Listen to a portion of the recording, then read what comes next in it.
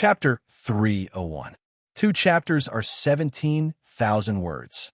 Naturally, the original Jun Moxie wouldn't have hesitated to use Tang Yuan's method if he had encountered such a situation. Jun Moxie wasn't the original Jun Moxie. The evil monarch was evil and could be considered a debauchee. But he wasn't like the original Jun Moxie and Tang Yuan, who were debauches to the bone. Moreover, Jun Moxie had always been used to relying on himself.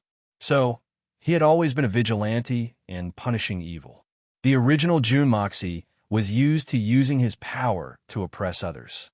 The two men's way of doing things and thinking were poles apart. So, how could they be unified? However, it had to be said that Tang Yuan's stroke of genius had genuinely solved Jun Moxie's pressing problem. Time was of the essence, and Jun Moxie was a complete rookie when it came to refining pills. He hadn't practiced for a long time.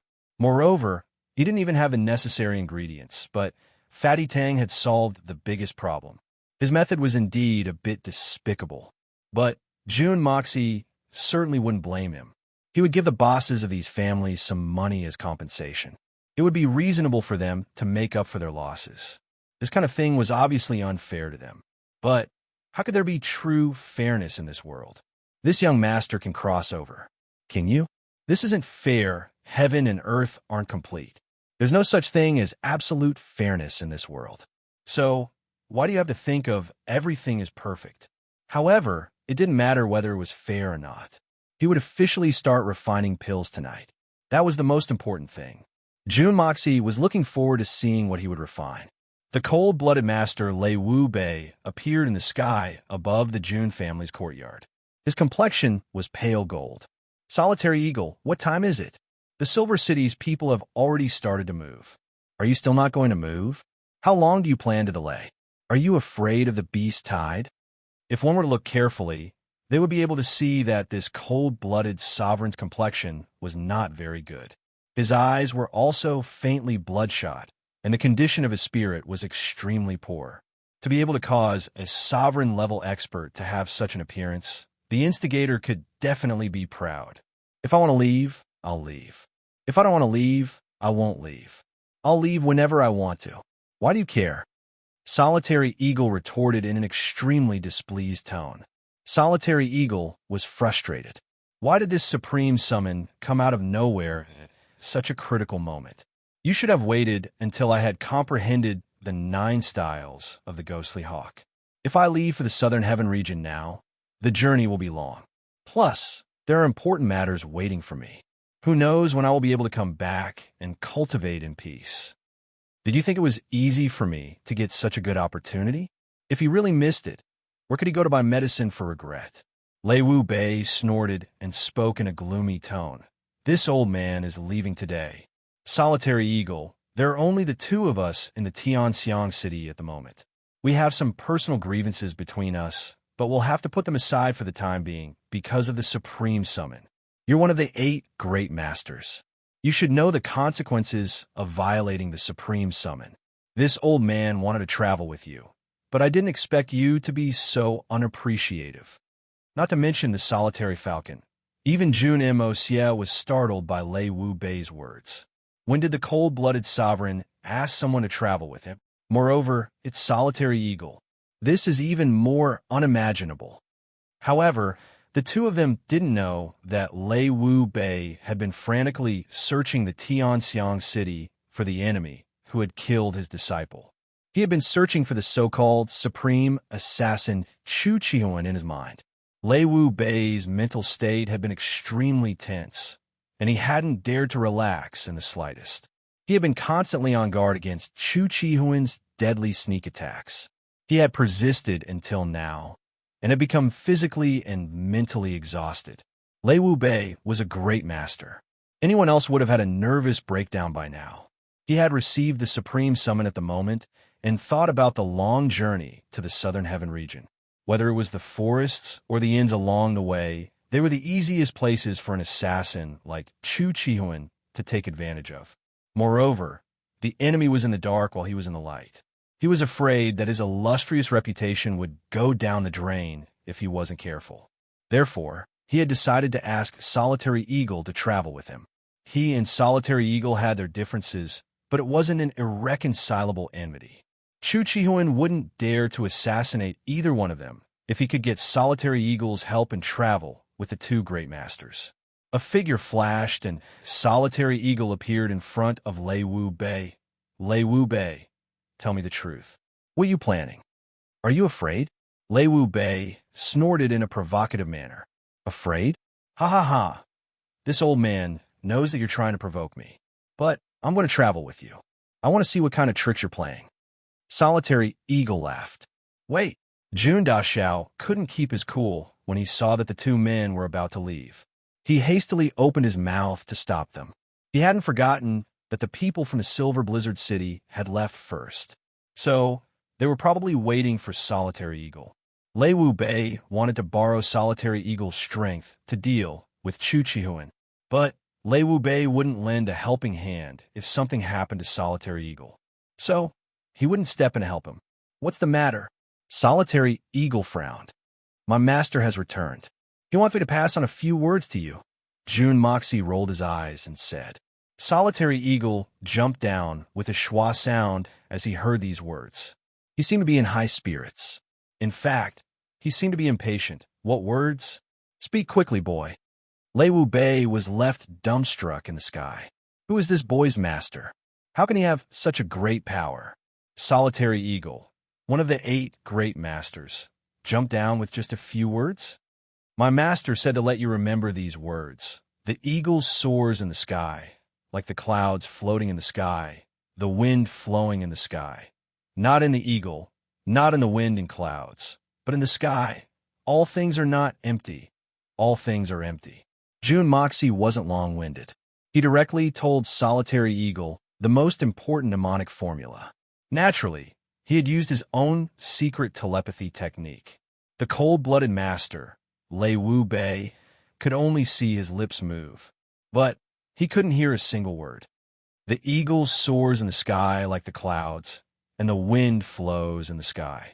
Not in the eagle, not in the wind and clouds, but in the sky. All things are empty. All things are empty. Solitary Eagle frowned as he pondered. He seemed to have understood something, but he still hadn't grasped the gist of it. His eyes revealed a perplexed look. This is a superb concept. It can only be understood, but it can't be conveyed in words. But it can't be understood in a short time. My master knows that you are about to rush to the Southern Heaven region. I'm afraid that you will encounter fierce battles there. So, I told you this in advance. I didn't want to delay your progress in cultivation. Many thanks. Solitary Eagle's unruly face revealed a trace of gratitude as he cupped his hands. My master also said that the Silver Blizzard City's 6 elders, Shun Xian, and the 7 Silver City's 7 swordsmen have already gone to the Southern Heaven region. They are prepared to deal with you. Please be careful. Only by being careful can you sail a ship for 10,000 years. The Silver City's 6 elders, Shun Xian, the 7 swordsmen, could it be the Silver City's 7 swords? Solitary Eagle's complexion became serious. Solitary Eagle wouldn't have believed this if someone else had told him this. But it was Jun Moxie's mysterious master. So, Solitary Eagle believed it without a doubt. That being the case, there are advantages and disadvantages to traveling with Lei Wu Bei, as long as the operation is done properly. In fact, the advantages outweigh the disadvantages. The solitary falcon muttered to himself for a long time. Then, his expression changed as he said, Does your master have anything else to say? My master said that the divine eagle will soar into the sky when you return. Jun Moxie chuckled. He then cupped his hands in salute. Have a safe journey. Be careful. Farewell. Solitary Eagle clasped his hands in a solemn manner. Thank your master for me once again. Solitary Eagle admires your master very much. Solitary Eagle has always kept the Jun family's matter in his heart. Please rest assured. Solitary Eagle let out a long and loud cry as he finished speaking. Then, he soared into the sky. Lei Wu Bei laughed out loud as he soared into the sky to catch up. The two figures flashed in the sky and disappeared without a trace. Indeed, there isn't a single supreme being that can be trifled with. Jun Mo sighed deeply. Then, he turned around and returned to his room. That night, countless Xian experts in the Tianxiang city, regardless of their cultivation level or background, hurriedly packed up their things. Then, they left for the Southern Heaven City in groups of 3 or 5. After all, no one dared to treat the great master's summons lightly. Even Song Shang and Hai Chun Feng went to the Jun family's residence to ask for instructions. They expressed their desire to go and help. But they were stopped by Jun Moxie. "What are you two going to do? Are you tired of living? You're not allowed to go. Song Shang will brew your wine. If you dare to slack off, you'll be expelled from the sect. As for Hai Chun Feng, you don't need to worry about anything else. You just need to focus on developing your gang. You don't need to worry about anything else. I can't stop Solitary Eagle if he wants to leave. I don't have the right to stop him. But how can Jun Daxiao let the two of them leave the Jun family?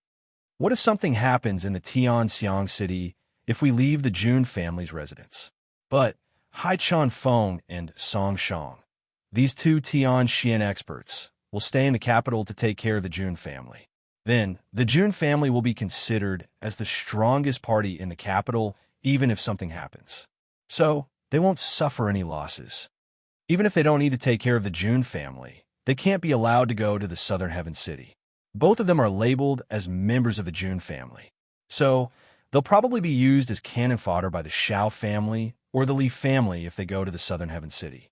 They may have the strength of Tianxian, but the Southern Heaven City is full of Shun Xian, and Tianxian is like a dog. So it's better for them to stay in the Tianxiang city. My brother has spent a lot of effort to gather a team. So, how can I leave them in the Southern Heaven City? Jinbi's tied? What a joke. What does it have to do with me, even if everyone dies? Hai Chun Feng and Song Shang had been in high spirits when they heard this. However, they had no choice but to listen to Jun Mo's words. So they had no choice but to go back in embarrassment. Inside the second prince's residence, the second prince was very happy at this time. He felt very comfortable. He even wondered if everyone in the world was cooperating with him. The crossbow I want is about to arrive in the capital city. But the two great masters have issued a summons at this time. So, almost all of the famous and unknown Xian experts have gone there. Even the Tianxiang city is no exception. So many experts have left. So, the strength of the capital city is bound to be unprecedentedly weak. But my super powerful weapons have already arrived, and my men have already been equipped with these murderous weapons. So, they'll be like tigers that have grown wings. Wouldn't it be very easy for me to stir up trouble in the capital city when the time comes? Therefore, the second prince and his advisors were nervously discussing this matter in a secret room. Everyone seemed a little excited. Mr. Feng informed the Divine Wind Guards that they can set off from the south and rush to the capital city as soon as possible. The second prince looked amiably at his number one advisor. I ask Mr. Feng to help me with this matter. Please rest assured, Second Master. This is Feng Bo Wen's duty. I will do my utmost to ensure that nothing goes wrong. Feng Bo pondered for a moment. Then, he said, the Zhao Trading Company will be escorting a total of 200 people. Moreover, 2 Yuxian experts will be leading them. Moreover, the Jiangnan's number 1 guild, Meng Xiaosong, will be leading 80 first-class warriors. Meng Xiaosong is an Earth Xian expert, so there's nothing to worry about with him. The Zhao Trading Company is in the light, and the guild is in the dark. The Divine Wind Guards and the Zhao Trading Company will be traveling together. Moreover, this old man has already informed the Bloodsword Hall.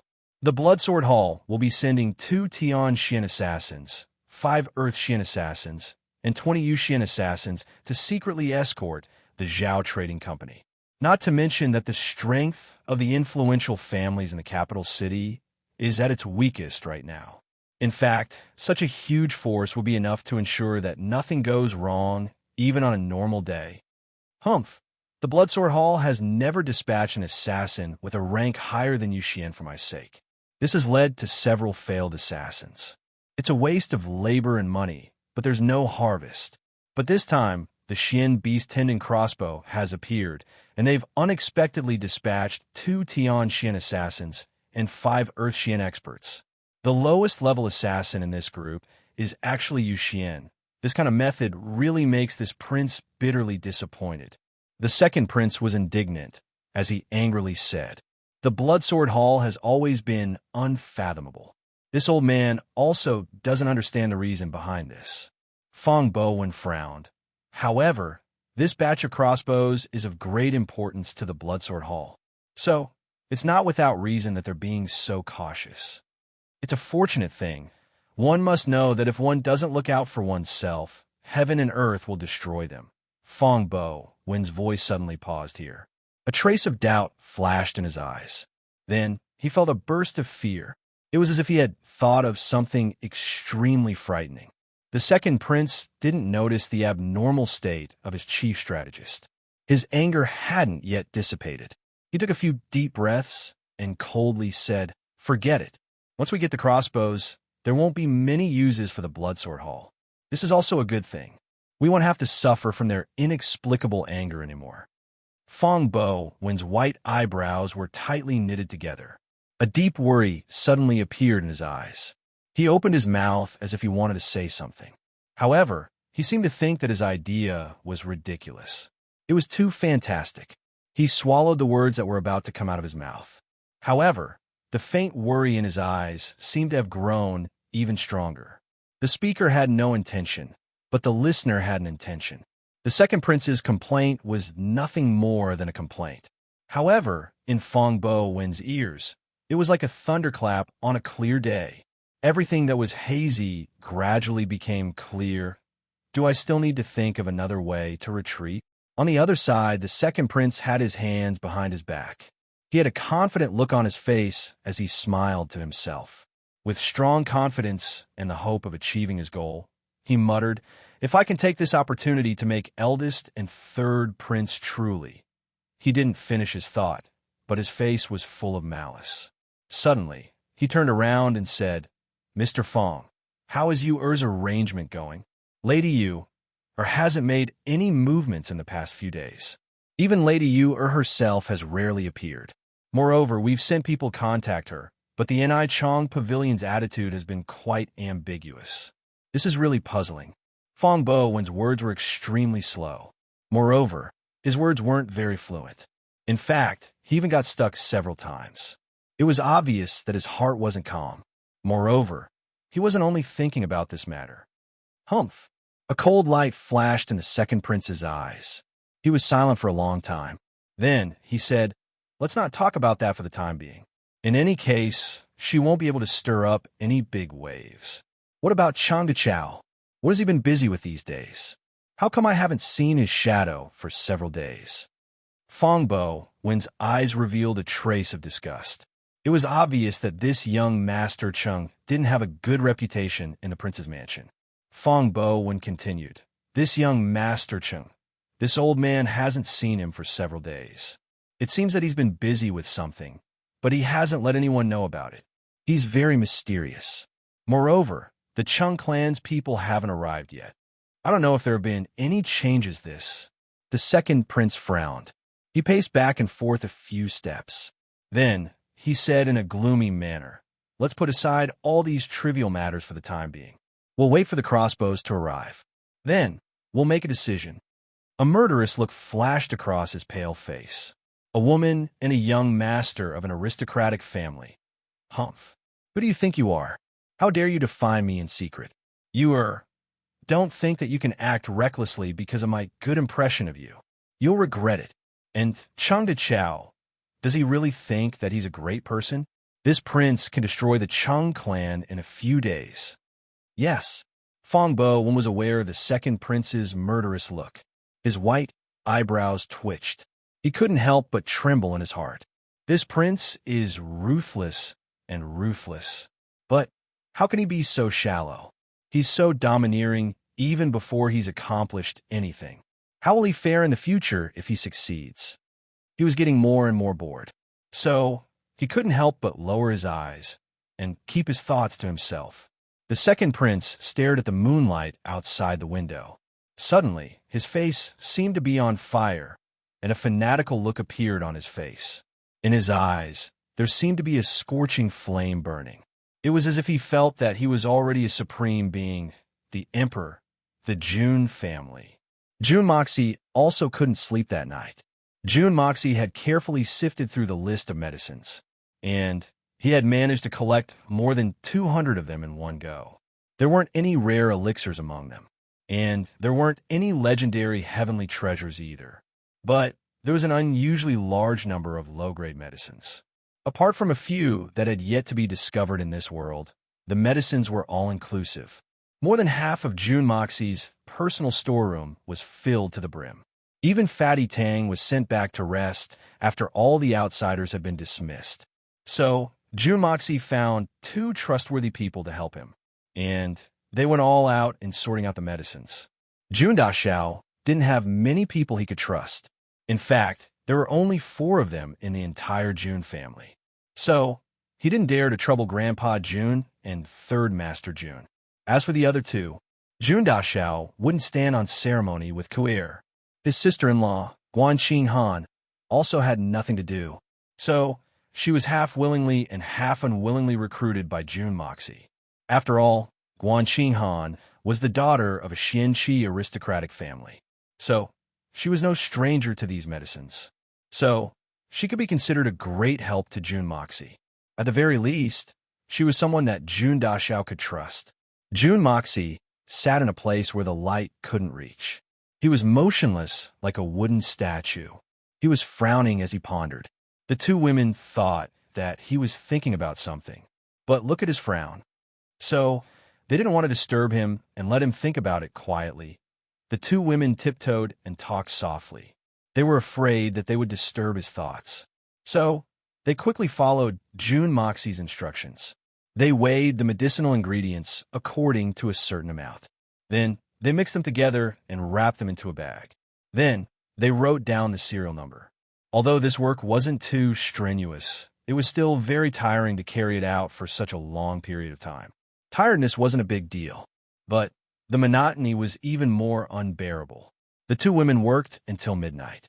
Only then did they finish the 5 medicine lists that June Moxie had handed over. The 2 women finally stood up and took a breather. Although they didn't know why June Dashao wanted to do this, they saw that June Moxie wanted it so urgently. It must be something important. So, they didn't dare to be negligent. They rushed through the night and finally finished it. The 2 women stood up and looked at each other with a bitter smile. They gently hammered their slender waists. They felt sore and weak all over. But they couldn't help but praise themselves for being able to finish this work so quickly. They looked at each other and smiled. Then, they looked at June Moxie at the same time. Now that we've completed our task, why is this guy still frowning and thinking about the problem? What problem does he need to think about for so long? June Moxie's head was still slightly lowered. His face was heavy in thought. His brows were tightly knitted as if he had encountered a great mystery. He was so focused that he didn't even notice that the 2 women had quietly walked in front of him. Ah, this bastard. He lied to us and forced us to work here. It turns out that he has already fallen asleep here. This is so infuriating.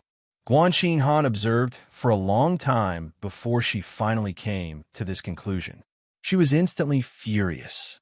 If she hadn't been so close to him, she wouldn't have been able to hear his light breathing. He was actually snoring. This is too much. How can you be like this? We've been working tirelessly for the whole night. Not only did you not help us, but you even put on a quiet and thoughtful look and secretly slept. This is too much. Guanxing Han was furious. She rubbed her sleepy eyes. The more she thought about it, the more aggrieved she felt. She lifted her jade-like leg and kicked this unscrupulous and shameless guy's thigh. Bang! June Moxie fell down from the chair. He instantly woke up. He knew the reason when he opened his eyes. He stood up unhurriedly. He pretended to sigh and said, "This problem is really nerve-wracking. I've been thinking about it for the whole night, but I don't have any clue. This is so frustrating." Young Master June had a melancholic look on his face as he let out a long sigh, trying his best to act as if he was worried about the country and its people.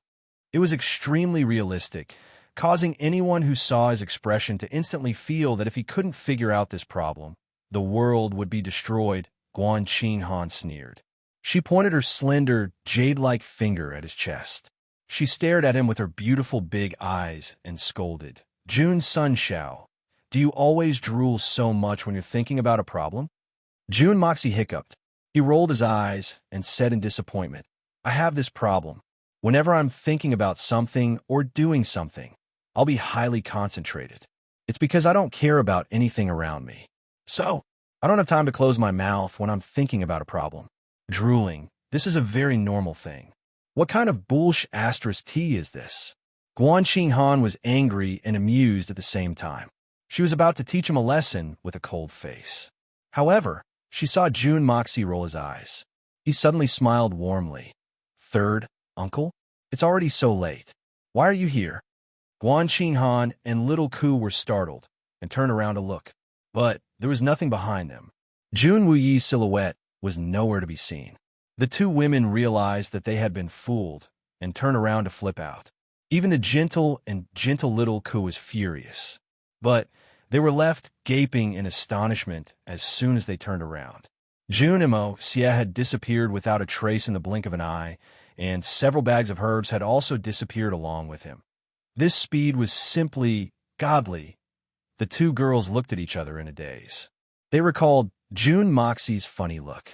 They suddenly burst out laughing at the same time. Ku Er pursed her lips and giggled. Her eyes were looking at Guan Qinghan. Her eyes were full of admiration and admiration. She said sincerely, Young mistress, you look so beautiful when you smile. This is the first time I've seen you smile in these few years. You should smile more. You look so beautiful. This is the first time I've seen you smile in these few years. Guan Qinghan's body trembled. A trace of panic flashed in her eyes. Then, her face regained its cold expression. She sighed softly and said, It's late. Go and sleep. She didn't say anything else. She silently walked towards her courtyard. Under the light, her back seemed so lonely and desolate. Yet, it was like a snow lotus on the peak of a snowy mountain. It was exceptionally cold and lonely. Standing proudly, the godly Jun Moxie hurriedly went into the Hongjun Pagoda to hide. He saw that the two tigresses were about to flip out. How could he not hide?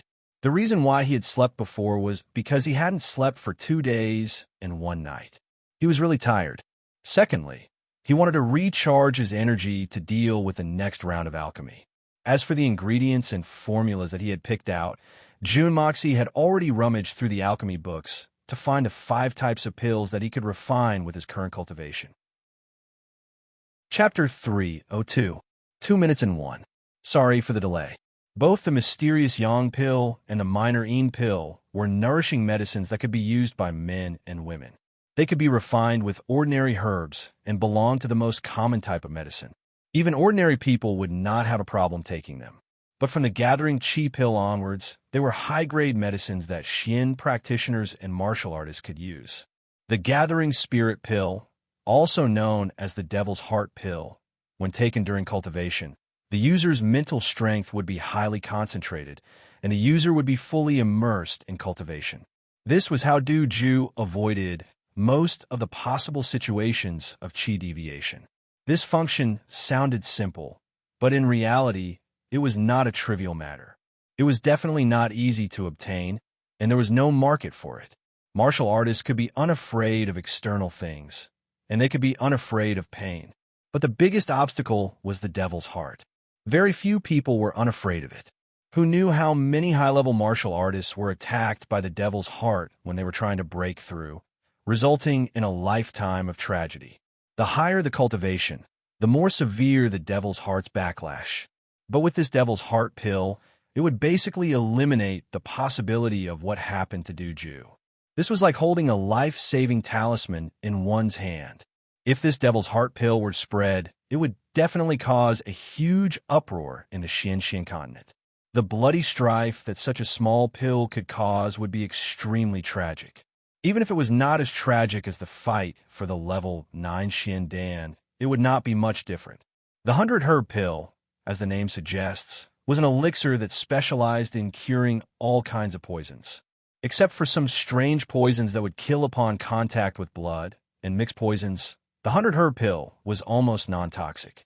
The journey to Tion Fa was long, and there were countless poisonous insects, miasma, and ferocious beasts along the way. This 100-herb pill was an essential medicine, and it was definitely a great safeguard for the army. So Jun Moxie chose it first. As for the Meridian Unblocking Pill, Jun Moxie gave it another name, 10 Years Pill, because, according to his experiments, after taking this Meridian Unblocking Pill, perhaps due to the difference between Xian Qi and internal energy, it could not open the meridians of a Xian practitioner, but it could increase the cultivation of Xian Qi by about 10 years. And this increase in cultivation of Xian Qi would never disappear. In other words, this kind of medicinal pill was able to forcibly raise a profound practitioner's battle prowess. Moreover, it was a miraculous medicine that could raise a profound practitioner's battle prowess by a large margin in a short period of time. If they had this along with the Inner Devil Pill, the strength of the 300 guards that Jun Moxie had personally trained would definitely rise to a whole new level in an instant. Of course, with his second level of the Art of Fortune, there was still some Dawn that he could refine, but the rest were mostly facial nourishing Dawn, spirit cleansing Dawn, and the like.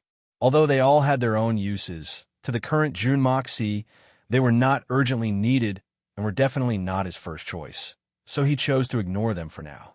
At this moment, the most important thing was to increase the strength of the entire Jun family.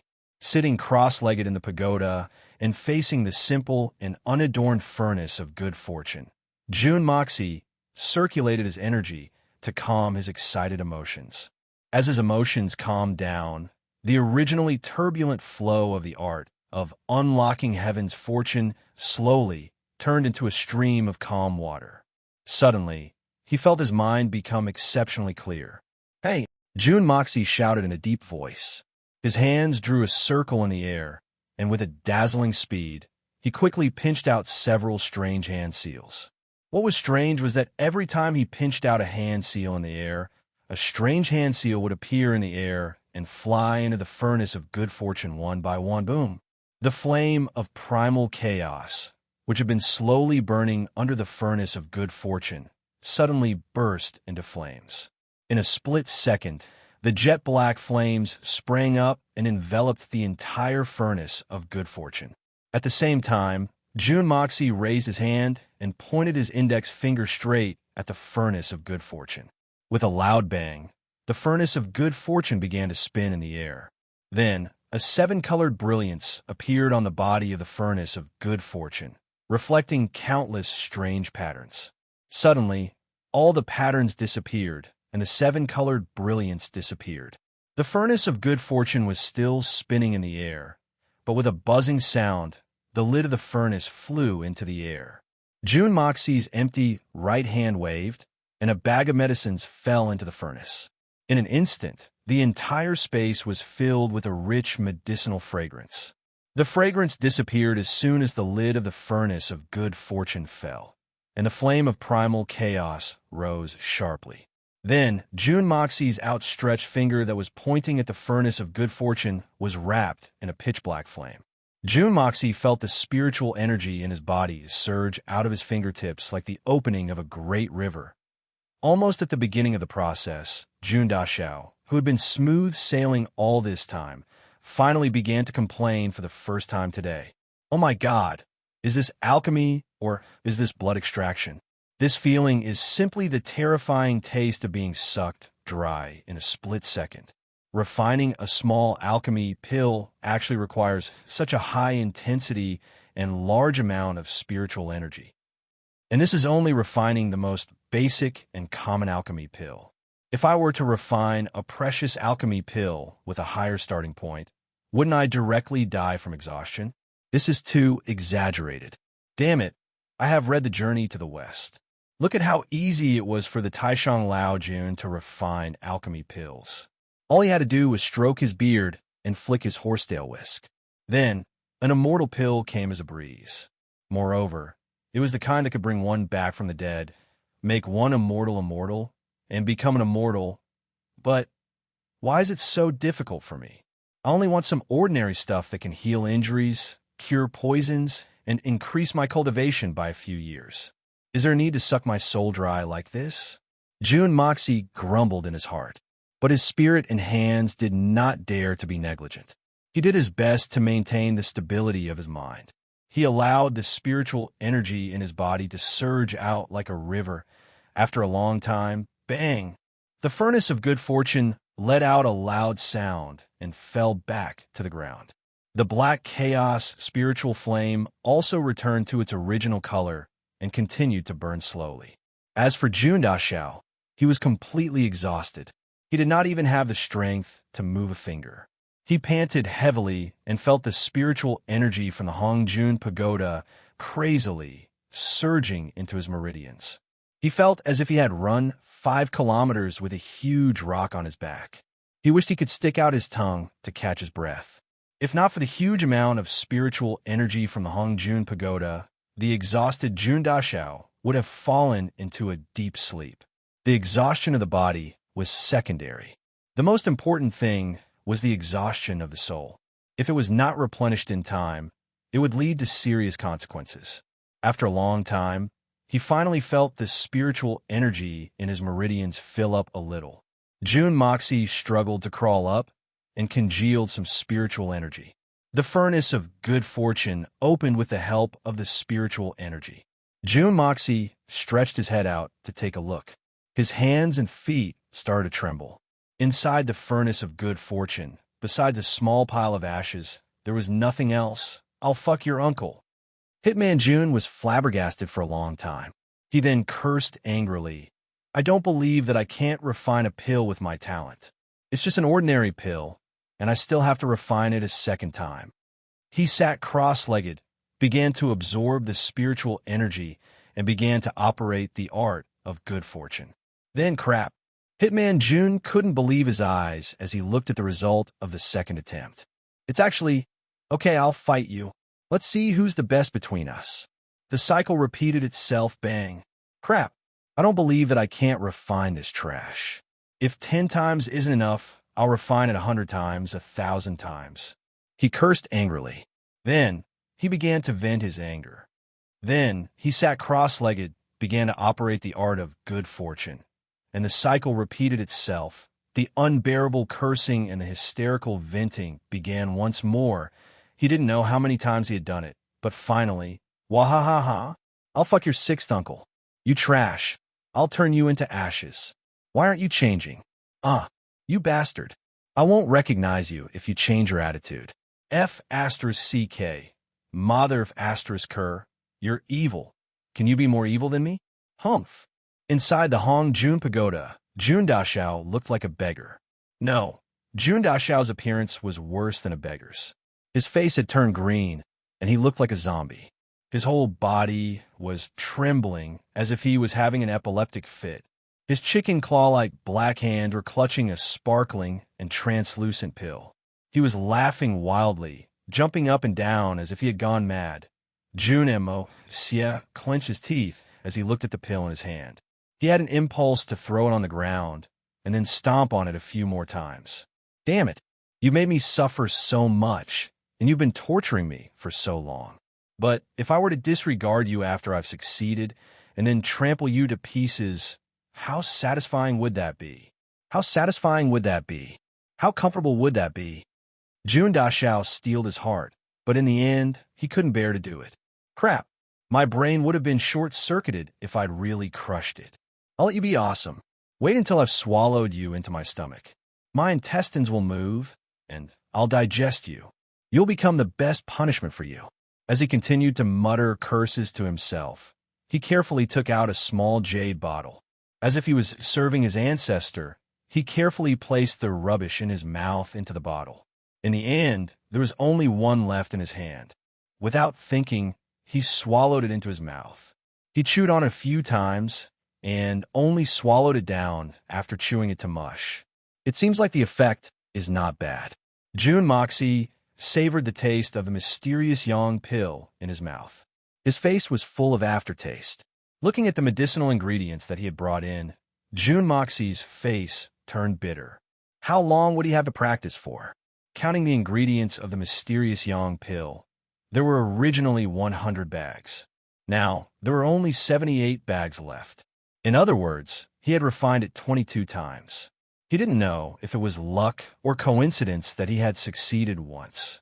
And he had produced exactly 30 pills in one try. If he wanted to equip the entire private army, he would need to succeed at least 10 times. And 10 times of success meant that he would have to try many more times.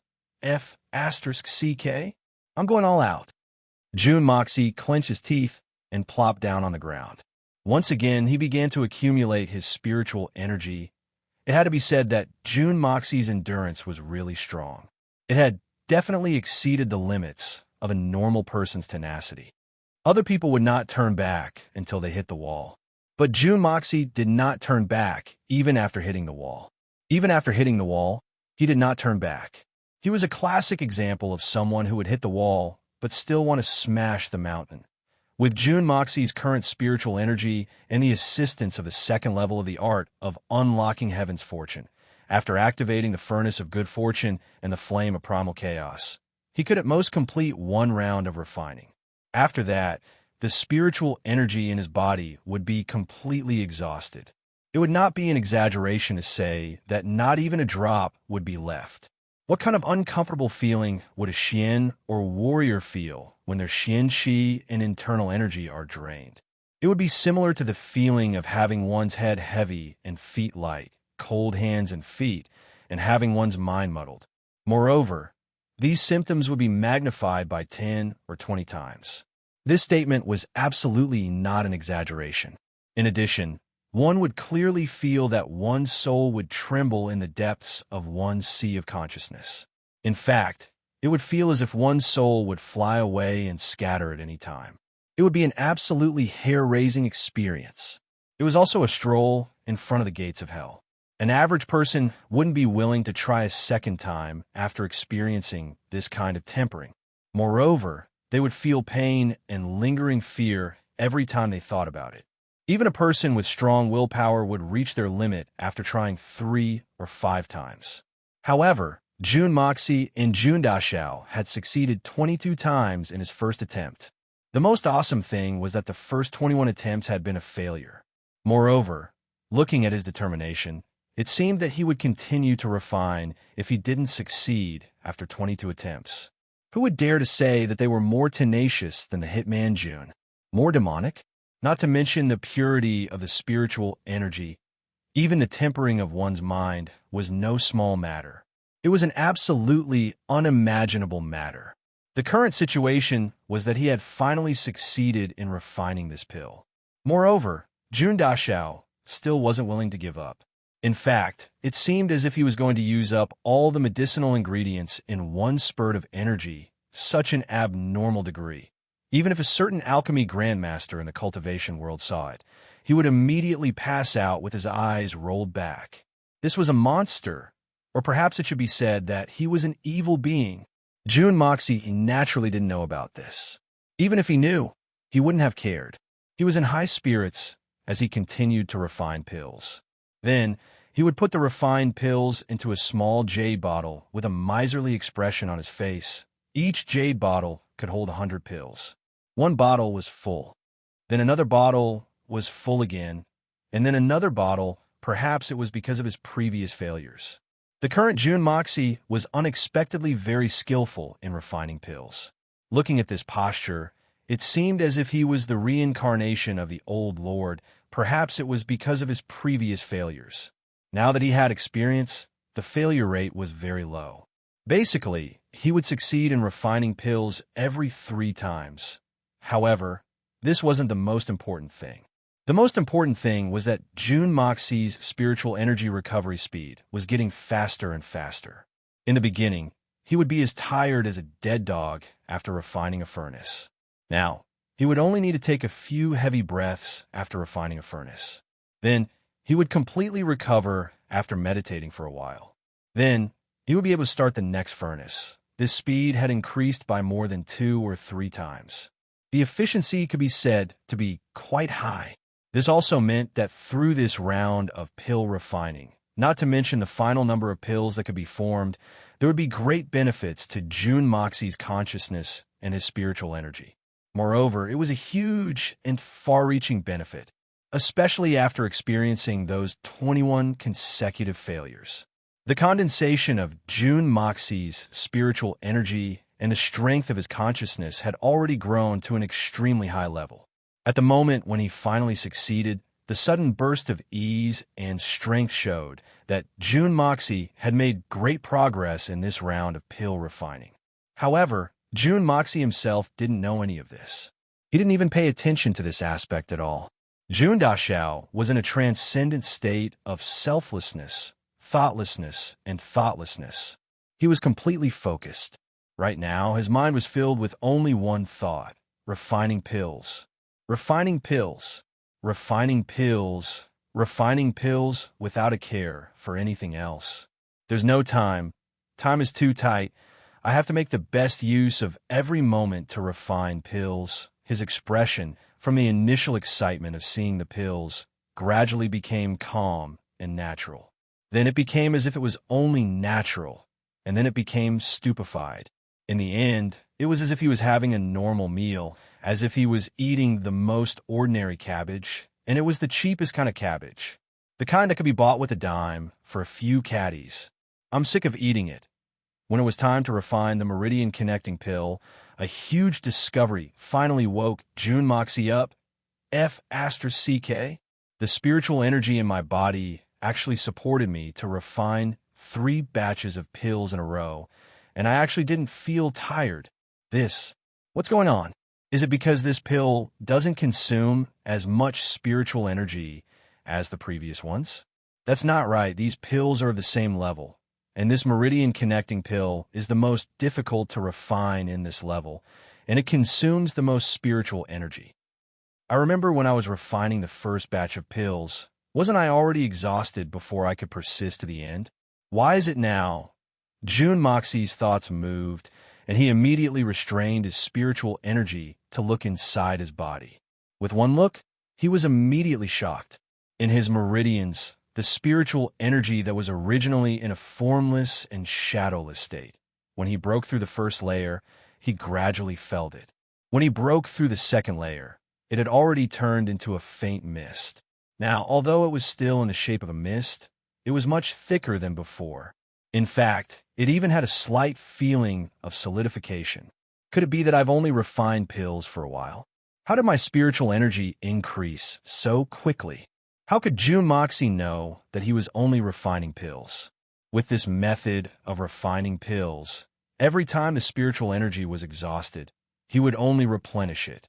And at that time, the pure spiritual energy from the Hongjun Pagoda would flow into his meridians without any obstruction, and the transformation would be completed in an instant. At the same time, when it recovered, it would more or less improve on the original foundation. And he had already gone through this cycle, who knew how many times. Moreover, every single time, he would go all out from the start, tossing and turning with an overload. It could be said that if he did not have the Hongjun Pagoda, Jun Daxiao would have died long ago. But now, not only did he have the Hongjun Pagoda, but his body was also inside the Hongjun Pagoda. This brought him great benefits that could not be described with words. His current strength had more than doubled compared to before he entered the Hongjun Pagoda to refine pills. If measured by Xianqi, the current Jun Daxiao had at least reached the middle stage of Yuxian and could break through at any time. If using the art of unlocking heaven's fortune as an example, he had already reached the middle stage of the second level. He only needed one more big step to reach the peak of the second level, and he would be able to break through to the third level. And now, it had been less than half a month since he had broken through to the second level.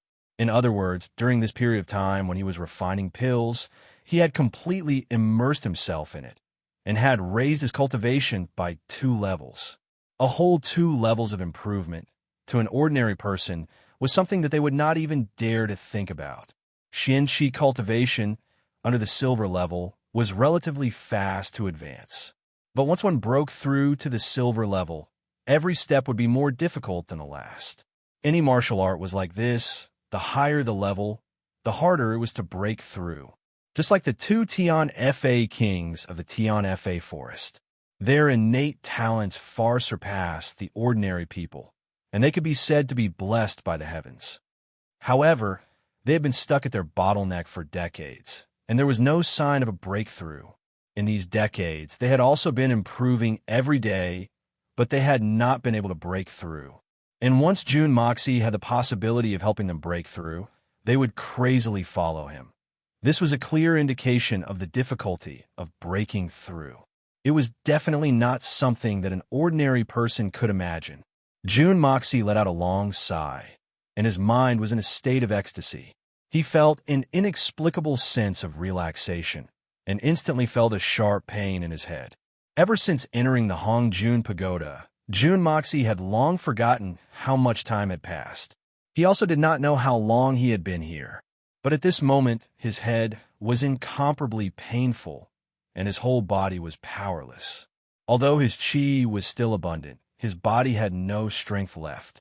At the same time, the strong feeling of hunger in his stomach made June Moxie feel some pain. How long does it take to not eat to have this kind of feeling? Moreover, I haven't drunk any water. Looking at the ground beside him, June Moxie was once again shocked by himself. Rows and rows of jade bottles were neatly arranged. Counting them, oh my God, June Moxie sucked in a breath of cold air.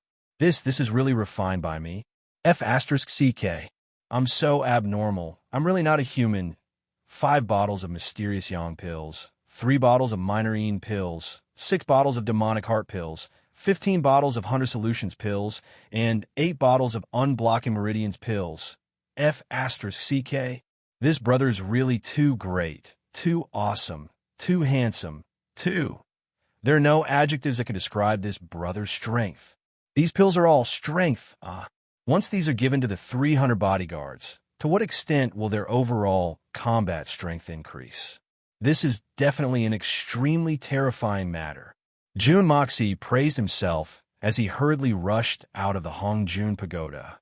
If I don't go out, such a great person like me will starve to death. But June Moxie did not know that he had originally planned to refine pills for the entire night, but had instead gone crazy and stayed in the Hongjun Pagoda for 3 days and 3 nights. Moreover, no one knew about this, and this almost caused a huge uproar. The young master of the June family had once again disappeared from his own home without any reason, and this time there was no trace of him, and he had disappeared without a trace. This was also the longest time he had disappeared. The solitary eagle had just left, and June Moxie had also disappeared. What did this mean? He could not help but think too much. The June residence was somewhat chaotic, and everyone was in a hurry. Something big has happened. This is bad. Chapter 303. June Tian wasn't worried on the first day. After all, June Moxie's strength wasn't weak, and he was brimming with confidence. He even said that he could protect himself even if the 8 great masters were to attack him. So what could possibly happen? Maybe this guy is hiding somewhere and working hard to make a great-grandson. But on the second day, June Tian and June Moxie couldn't help but become anxious. What's going on? He hasn't been home for 2 days and 2 nights, and this has never happened before. Could it be that he's having too much fun? On the 3rd day, he couldn't keep his cool. He claimed to be able to protect himself from the 8 great masters, but this information hasn't been verified yet. What if June Tian became anxious and issued an order, and the capital was once again under martial law? At the same time, the June family secret forces were mobilized, and Hai Chunfeng's Jinyang gang was also mobilized. For a time, the ruffians and the army joined hands, and the scoundrels and generals joined hands. Jun Wui personally commanded the search, and every suspicious place was searched several times. Jun Wuyi's complexion was unusually ugly, and this search was exceptionally vicious and merciless. Anyone who doesn't agree with me will be executed first, Jun Tian brazenly said. Damn it, even if the sky falls, I'll hold it up. Search carefully for me. If anyone dares to disobey, I'll kill them. If anyone dares to make a sound, I'll break their legs, and then they'll lose their heads. The most miserable place was the Spirit Fog Lake, and the most miserable place was the Ni Chong Pavilion. There was no doubt about it. Lady Yuer was said to be performing her zither skills on a tour, and all the major brothels were scrambling to hire her. But she hadn't even completed half of her tour when Jun Wui sent his army to detain her. Reason? Why do I need a reason to detain you? The Ni Chong Pavilion had a relationship with the second prince, and almost everyone was well aware of this fact. But this time, it was said that the second prince had sent his chief strategist, Mr. Fong Bo-won, to plead for leniency, hoping that the Jun family would give him some face and even release Lady Yuer alone. However, Jun Wuyi's reply was only one word: get lost. It was said that the highly respected Mr. Fong had a seizure on the spot. It was said that the highly respected Mr. Fong Bo was so angry that he went into a fit. Young Master Jun, who was dressed even worse than the beggars, appeared in his own courtyard. Like a reincarnated hungry ghost, he ran like a stray dog, like a fish that had escaped the net. With a speed close to the speed of light, he ran into the Jun family's main kitchen. This caused the little lowly Kuer, who had been crying for the past few days, to jump in fright. Before she could turn around in surprise, she saw that her young master had disappeared once again. The two women followed the direction in which Jun Moxie had disappeared, and when they arrived at the main kitchen, they were shocked. Young Master Jun's clothes were ragged, his hair was disheveled, his face was pale, and he had 2 dark circles under his eyes. His hands were like chicken claws, and his boots were so shabby that even his toes could be seen. Even though he was in such a sorry state, he did not slow down in the slightest. He moved as fast as lightning, grabbing a steamed fish with his left hand and shoving it into his mouth. Then he pulled out a complete fish bone from the other side of his mouth. There was a big lump of beef in his right hand, and he kept sending it into his mouth without chewing at all. In front of him was a bowl of soup. Occasionally, he would choke and let out a strange cry. Then he would lower his head, and like a whale sucking in water, he would smash his head into the big bowl. On the ground was a pile of bones, fish bones, and meat bones. The chubby chefs in the kitchen felt as if they had been struck by lightning and stared blankly at this young master who looked like a reincarnated hungry ghost. Their fat faces twitched, and they couldn't believe that he could eat so much. Damn it, even a pig, no, even a wild boar would not be able to eat so much. And it can't eat so fast. This eating speed, I can't take it anymore. I'm getting dizzy just by looking at it. Guan Xinghan hurriedly rushed over with Ku Er. She was very angry in her heart. You debauchee brat. Don't you know how to inform your family first? You've been gone for 3 days, and there's no news from you. Do you want me to die from anxiety? She had the mentality of an elder sister-in-law and wanted to teach her younger brother-in-law a lesson. But when she arrived, she was dumbstruck and couldn't say a word. This table manners. Miss Guan's eyes widened, and she covered her small mouth. Her face had an expression as if she had seen a ghost. This was the first time that the iceberg beauty Guan Xinghan, who had always been as cold as ice, had shown such an expression on her face. Ku Er's delicate and charming mouth was wide open. She had a startled expression on her face, and it seemed as if 2 big duck eggs could be stuffed in her mouth. Finally, Jun Moxie sighed in satisfaction and smashed his head down. The remaining half of the soup disappeared with a whoosh and revealed the smooth and white bottom of the pot. He lifted his leg and kicked away the various bones that had almost buried his ankle. Jun Moxie let out a satisfied burp and took out a small and exquisite flying knife. He then started to pick his teeth in a leisurely manner. But when he turned his eyes, he saw that everyone's expression was extremely strange. He couldn't help but ask in bewilderment, "Why are you all looking at me like that? Don't tell me there's a flower growing on my face?" Everyone was speechless. Everyone was speechless for a while, and they were still speechless for a long time.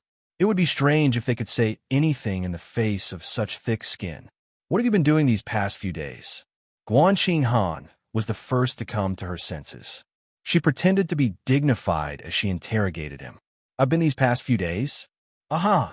Jun Moxie immediately guessed what had happened. He shook his head with a sigh. "I've been very busy. I've been so busy that I'm about to die. How can I be like you?" You eat and sleep, sleep and eat. Other than solving your physiological needs, you don't care about anything else. What kind of words were these?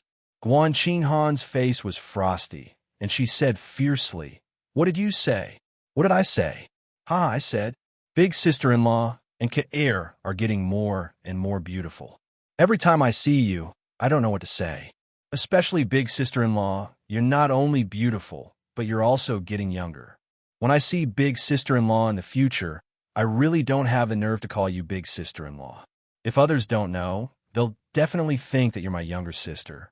June Moxie hurriedly tried to salvage the situation and spouted a bunch of flowery words and nonsense.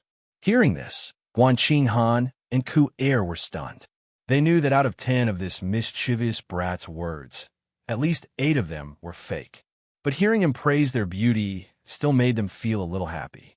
They found it both funny and annoying at the same time, and they stared at him speechlessly. After a long while, Guan Qinghan's pretty face was still taut. She said, "When third uncle comes back, you'll have a good time." After saying that, she pulled Ka'er and swaggered away. Guan Qinghan was right. She wasn't exaggerating in the slightest. When Grandpa June and Third Master June received the news, they immediately rushed back.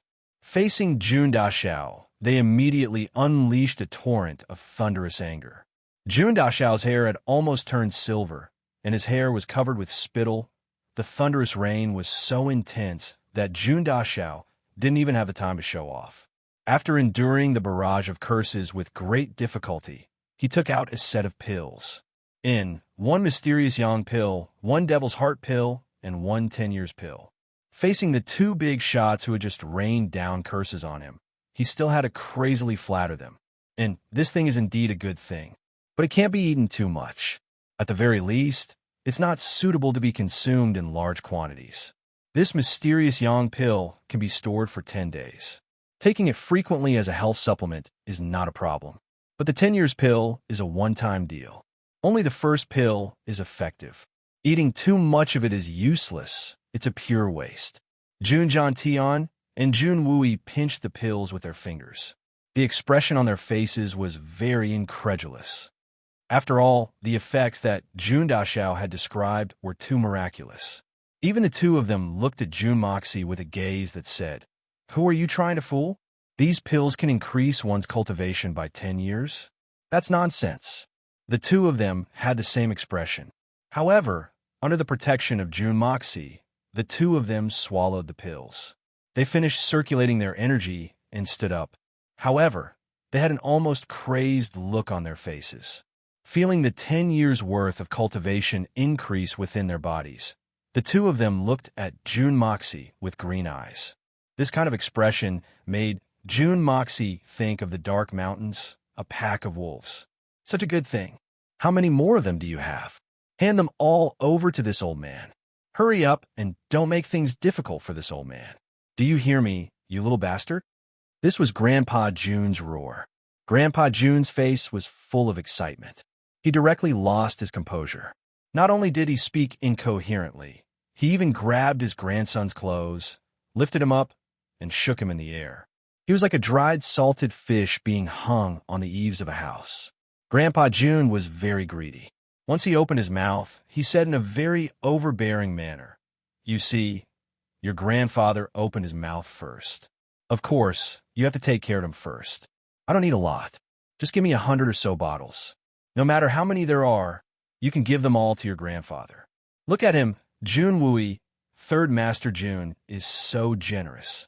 He only asked for 100 or so bottles. Do these 2 of them think that it fell from the sky, or that they picked it up from the ground?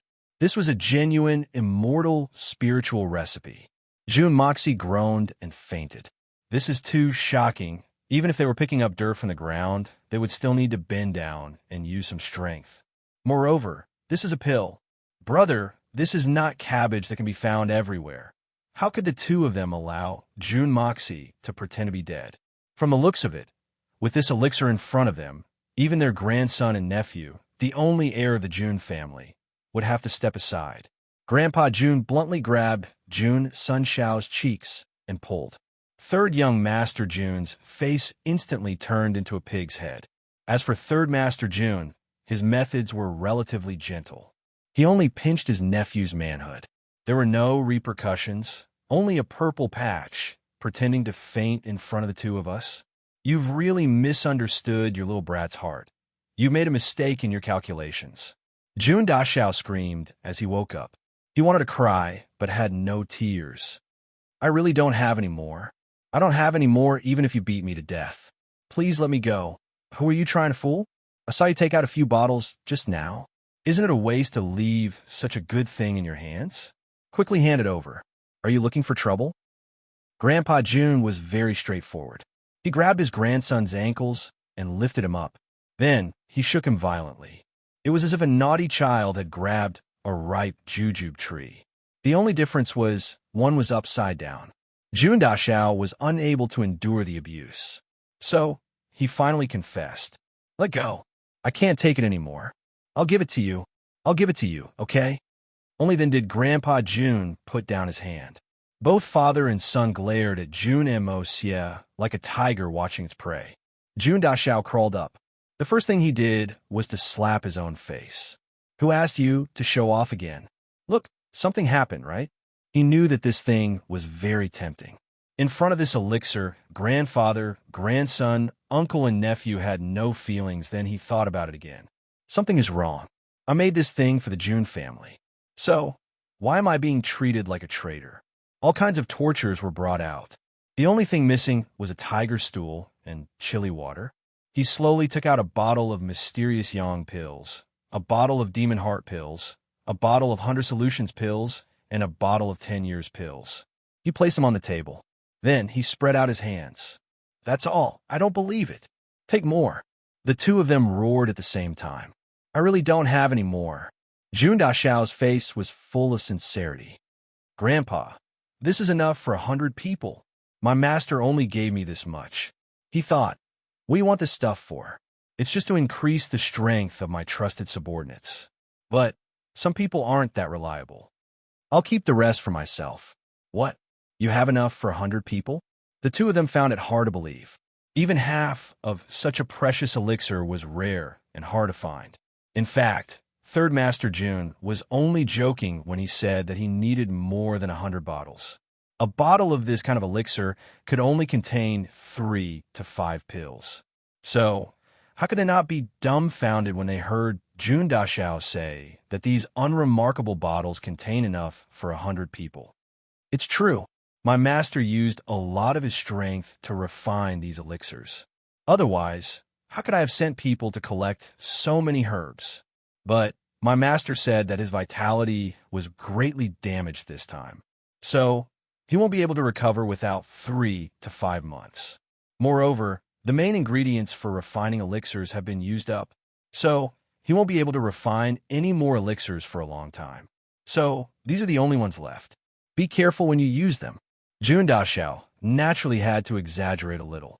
After all, wouldn't he be forced to refine elixirs every day if this father and son pair knew that these elixirs could be mass-produced?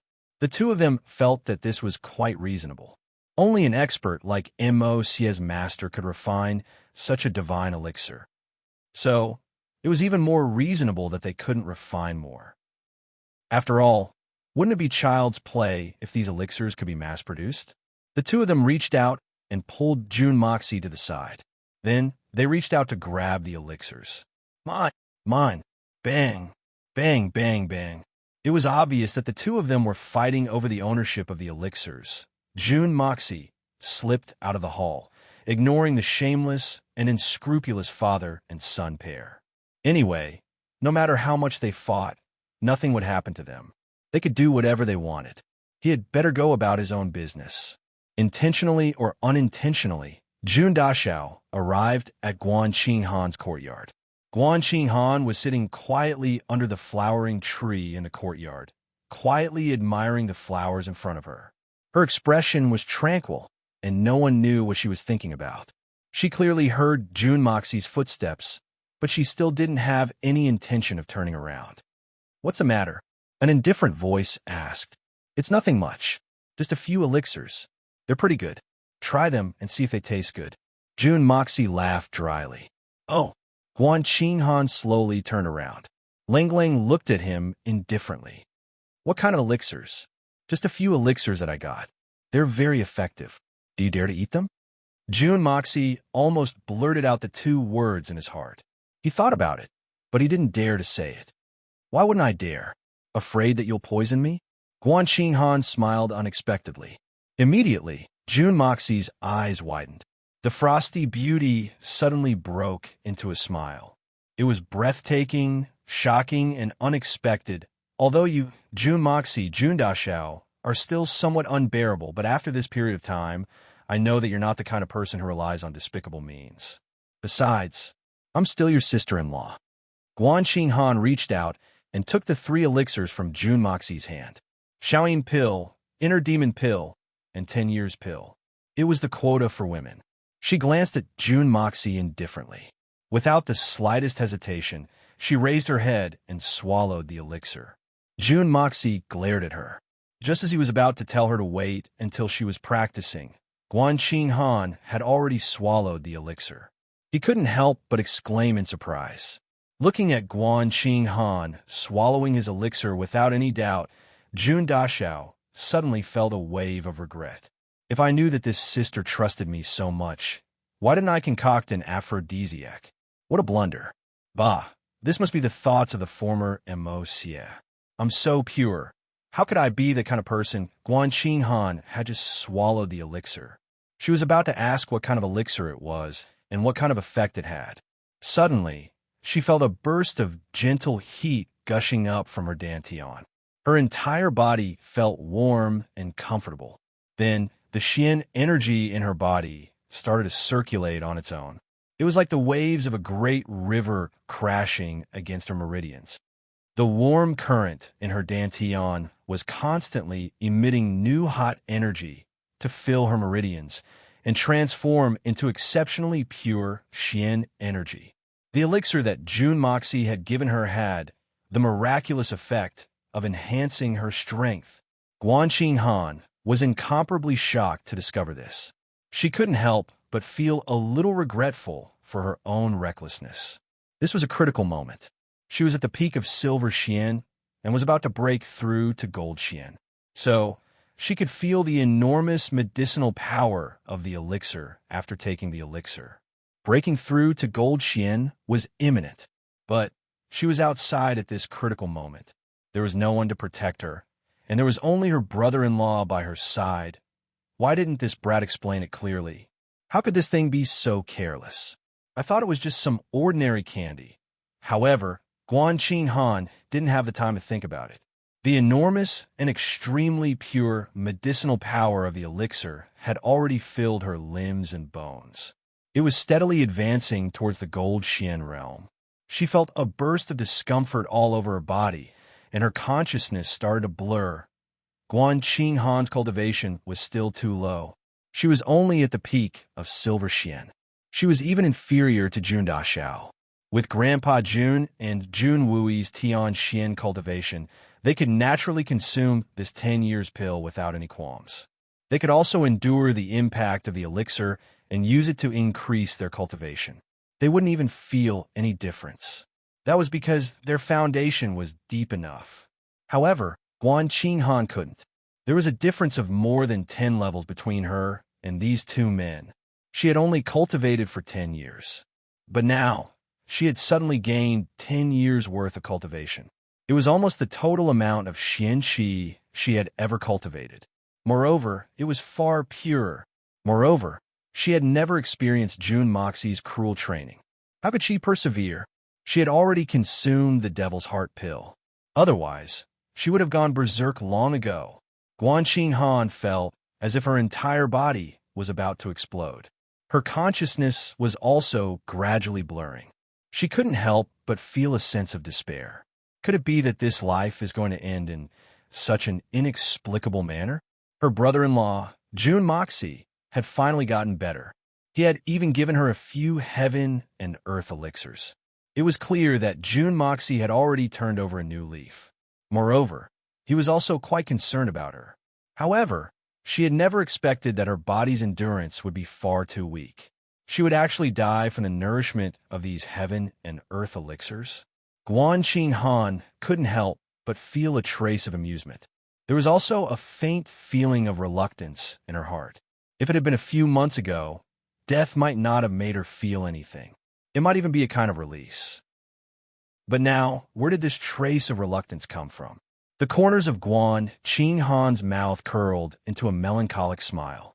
She silently said in her heart, "Goodbye." Then, she closed her eyes.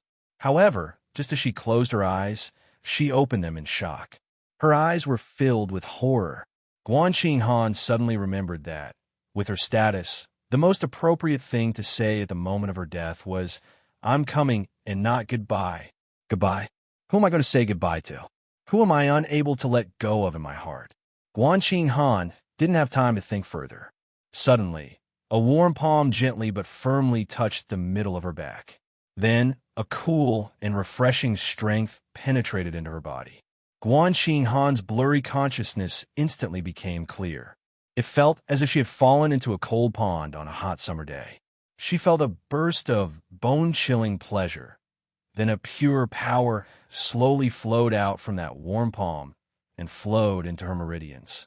It guided the violent flow of energy that had been triggered by the elixir and methodically passed through her meridians. That flow of energy could be said to be extremely violent. She had been completely unable to control it, but it had become obedient as soon as this warm power appeared.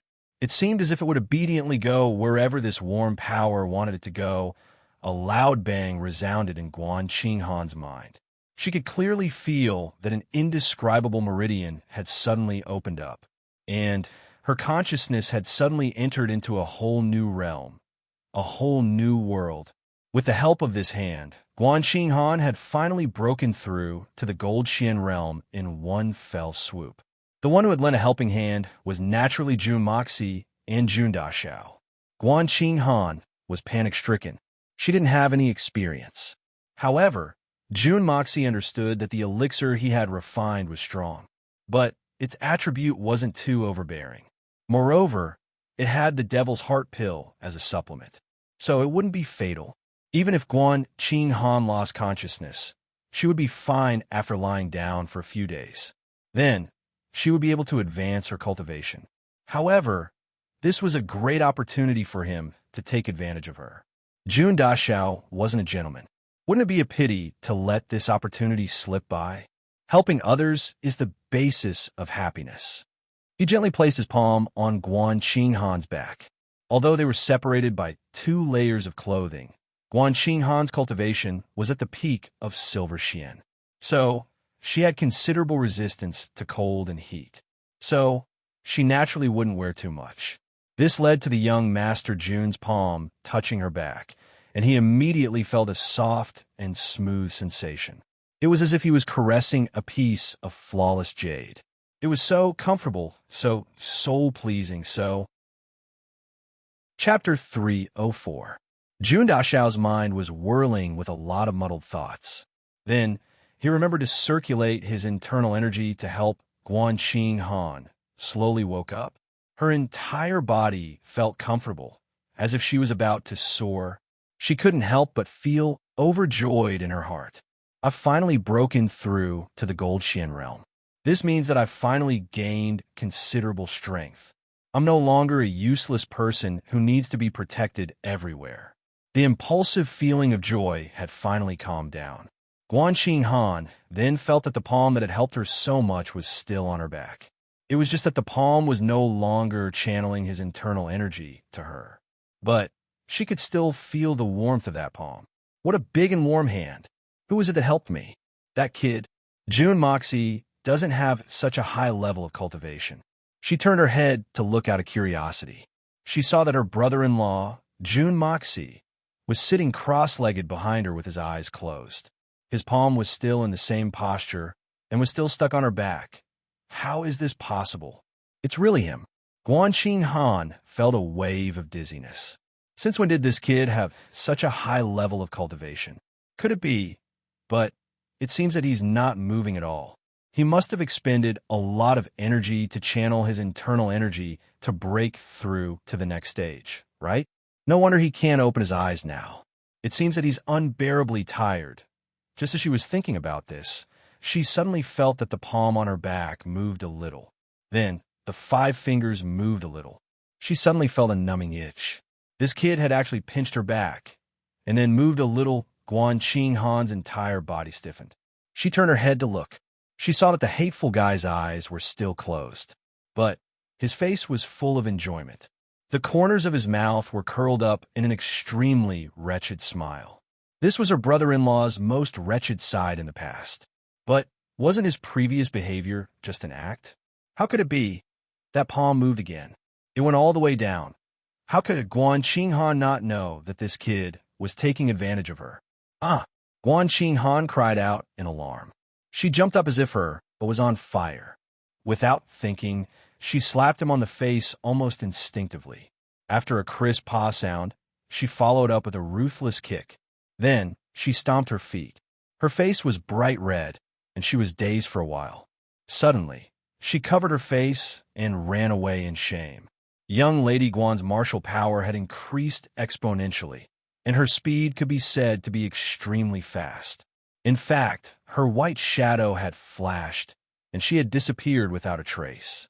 She arrived in her boudoir, and her heart was still beating like a drum. She was angry and embarrassed at the same time, and her face seemed to be on fire.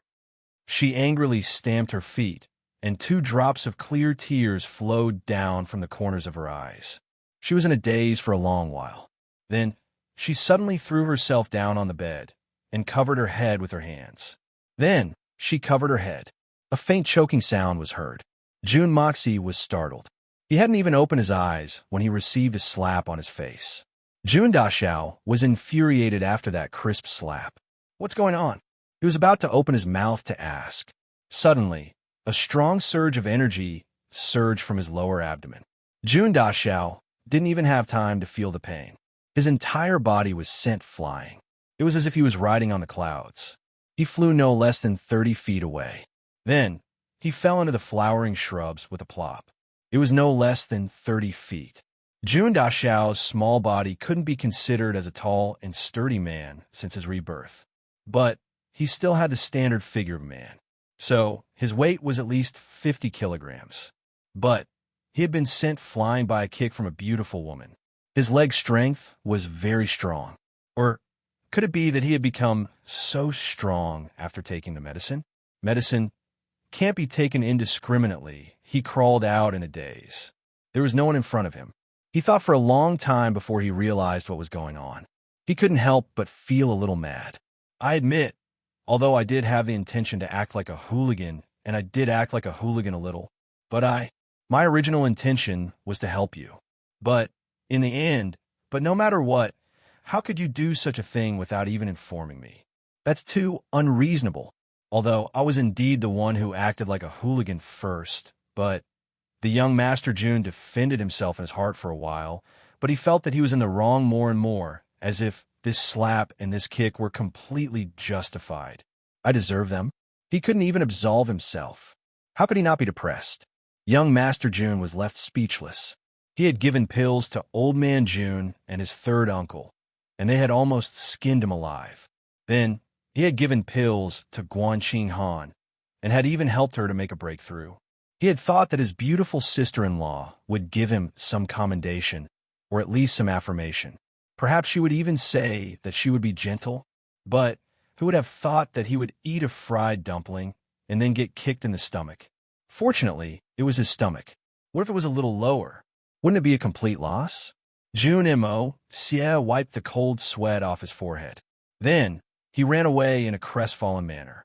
He didn't forget that his lower body was really heroic. If he had kicked it, he wouldn't have lost everything. At the very least, he wouldn't have had to go to Tiannan. He would have had to carry his second brother and practice frog jumping at home.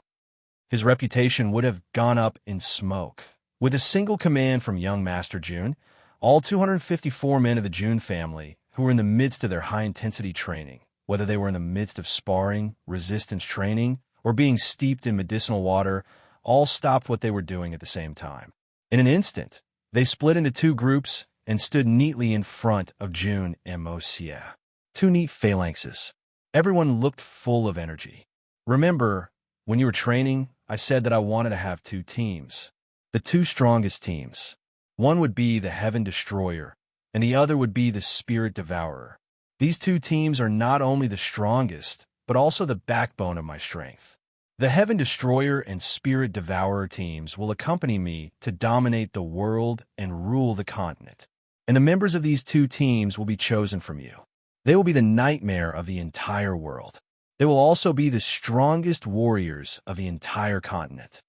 Junmo paced back and forth slowly. His sharp eyes swept across the faces of each and every one of the men in front of him. Everyone's breathing became heavy, and their eyes were filled with a sincere desire to become the strongest warrior, to become the nightmare of any enemy. This had always been their greatest pursuit, the greatest desire of their lives. At that time, I also said that you are not worthy. You are not worthy. So, I don't even know your names. First, I'm not interested. Second, you are not worthy of me knowing. Junmoxi said slowly. There was a strange rhythm in his slow voice. It was as if there was a heavy pressure that caused the entire world and even the flow of time to slow down. 4 days later, you will carry out the first mission that I have issued. The members of the Heaven Destroyer and Spirit Devourer teams will also be chosen after this mission. They will become the true strength that belongs to me, Junmoxi. Those who survive this mission will be the members of the Heaven Destroyer and Spirit Devourer teams. They will also embark on their own path of killing. In the future, when the entire continent hears their names, they will tremble. Junmo stared at them and suddenly said in a low voice, "But this operation is different from the previous ones. It is not the same. This time, we're going to select the real iron-blooded team members. It is also going to be a clash of life and death. I will clearly tell everyone that this operation is extremely dangerous. Every one of you has a 90% chance of death. Even saying that it will be a 9 out of 10 chance of survival is a conservative estimate. Now, if you want to back out, you can take a step back. I will not force you. It is not shameful to think about your own life. Anyone can leave on their own. I, Junmoxi, or the Jun family will not make things difficult for you." The autumn wind whistled. Not a single one of the 254 people moved. In fact, they did not even blink. This is the only chance to leave. There is no turning back. I repeat, this mission is very likely to end in death. There is no return. This is your last chance. Junmoxi said Lingling. Still, no one moved. Junmoxi nodded lightly and suddenly said in a stern voice, "If you want to become a member of the Heaven Destroyer and Spirit Devourer team, take a step forward." Boom! The 254 people took a step forward in unison. They used so much force that the entire Jun family's courtyard seemed to tremble from this orderly and forceful stomp. Very good. Taking this step forward is a one-way road with no return. There is no room for regret. This is also the path of the strong. It is the path of the iron-blooded men. Let me say a few words to you. Junmoxi thought for a moment and suddenly raised his head. His eyes were like lightning as they swept across everyone. Everyone's hearts tightened, and they could not help but straighten their backs. They only heard Junmoxi say in a low voice, "The path of a man is only one step. Life and death, glory and splendor do not look back. The blood of a man is as hard as iron. The will of a mountain of knives and the sea of fire is indomitable. The tears of a man are the most expensive. Alone against 10,000 enemies, never retreating. Broken bones, flowing blood, life and death, never looking back. This is the ballad of a man. Only iron-blooded men are qualified to sing it. Only real men can understand it." Junmoxi clasped his hands behind his back and said leisurely, "May all my brothers be men. Everyone, take the first step of a man. From now on, accompany me to laugh at the wind and clouds and roam the world." The entire place was filled with a solemn silence. But everyone's expression became excited. These heroic ballad of a man made everyone feel as if their blood was boiling. It was as if every pore on their body was bursting with energy. Pairs of ox-like eyes emitted a fiery glow. What a good ballad of a man. The path of man is only one step. Life and death, glory and splendor, do not look back. As long as you identify your goal and take a step forward, it will be the direction of your life. This is the persistence of a man, the persistence of no regrets. The blood of a man is as hard as iron. The will of a mountain of knives and the sea of fire is indomitable. This is the unyielding nature of a man. The tears of a man are the most precious. Alone against 10,000 enemies, never retreating. Think about it. The sun is setting in the west. The ground is covered in blood and corpses. His comrades have all left. He is the only one left to face the enemy's million-strong army. How tragic is that? How can you retreat? His bones were crushed, and his blood flowed freely. He refused to turn back, no matter what. That is what a man should be. The two captains took the lead, and the 254 warriors passed by June Mo Sia one by one. Then they received their share of the pills. Then they clasped their hands and strode away. In the blink of an eye, 254 people had each received their own pills. They were still in two neat square groups, and there was not the slightest bit of chaos.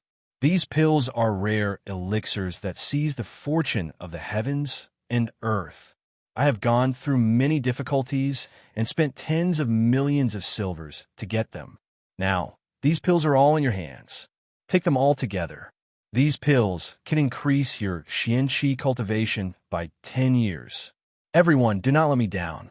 Jun Moxie stood with his hands behind his back and said solemnly. Everyone's faces were filled with shock. In the Xian continent, they had heard of some rare items.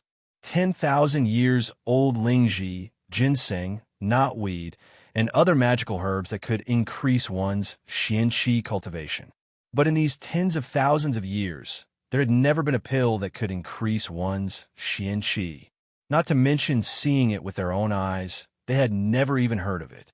But today, not only did their young master obtain it, he even handed over these priceless treasures to them.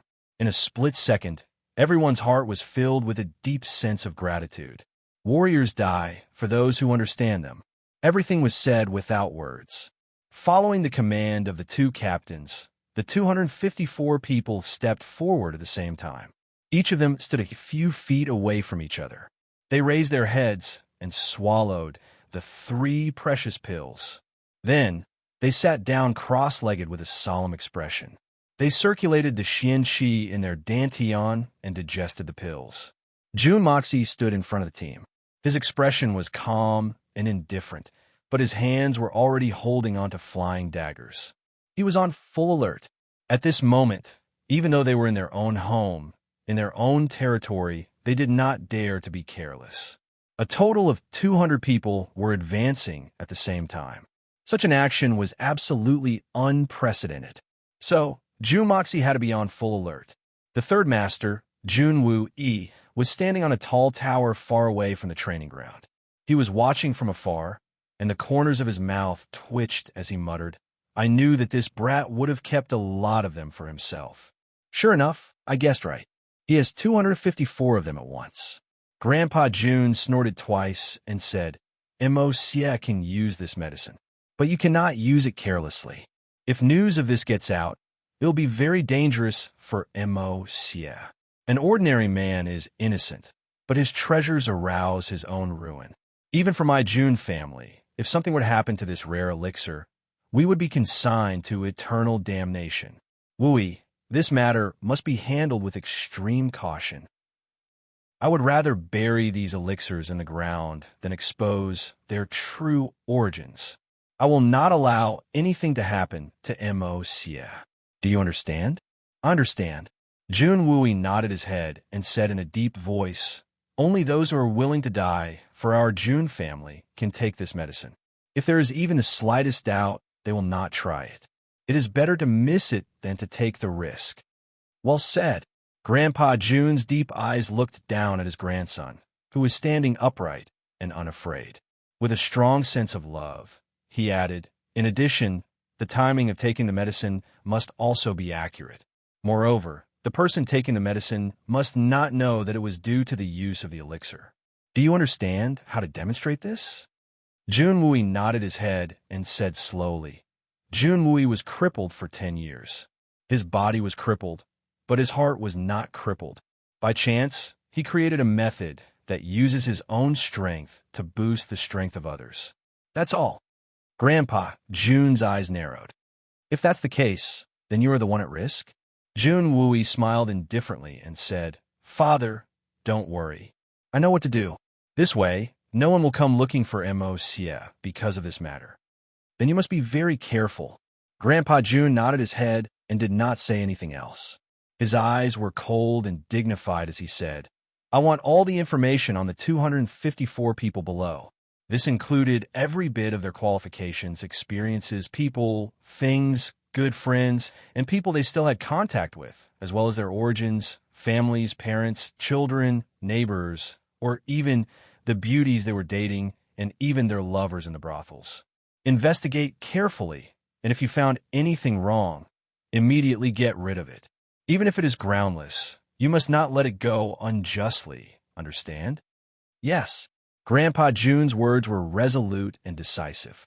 It was obvious that he was issuing a military order, especially the last 4 words, rather than let it go unjustly, were even more decisive. Junwui also responded solemnly, like a subordinate receiving an order from his superior in the army.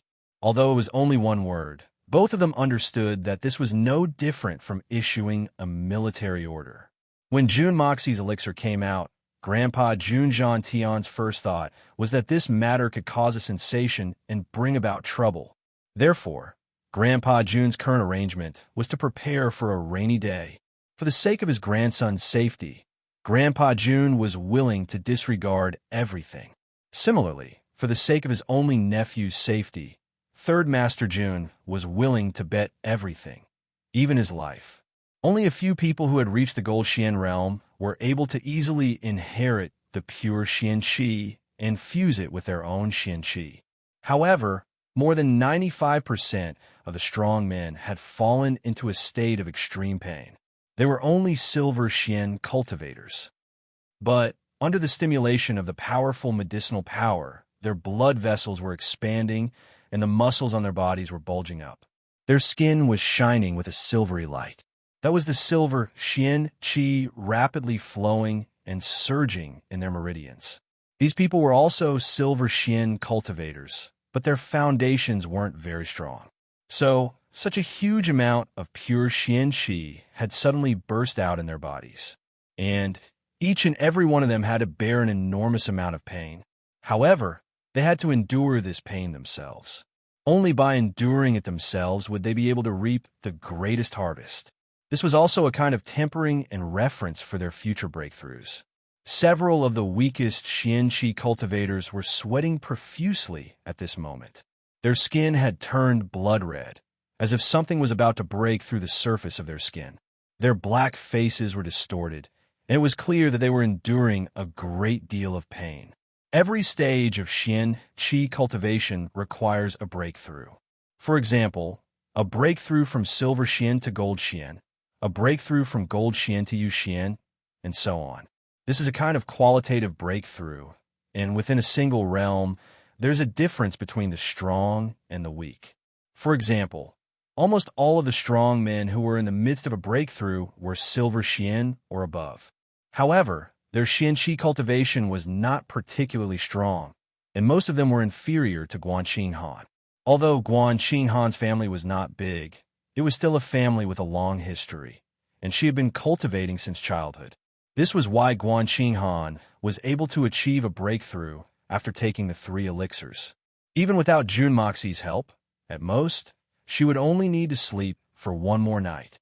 However, almost all of the strong men had not cultivated enough Xian Qi, and it was difficult for them to control the newly obtained 10 years of pure Xian Qi.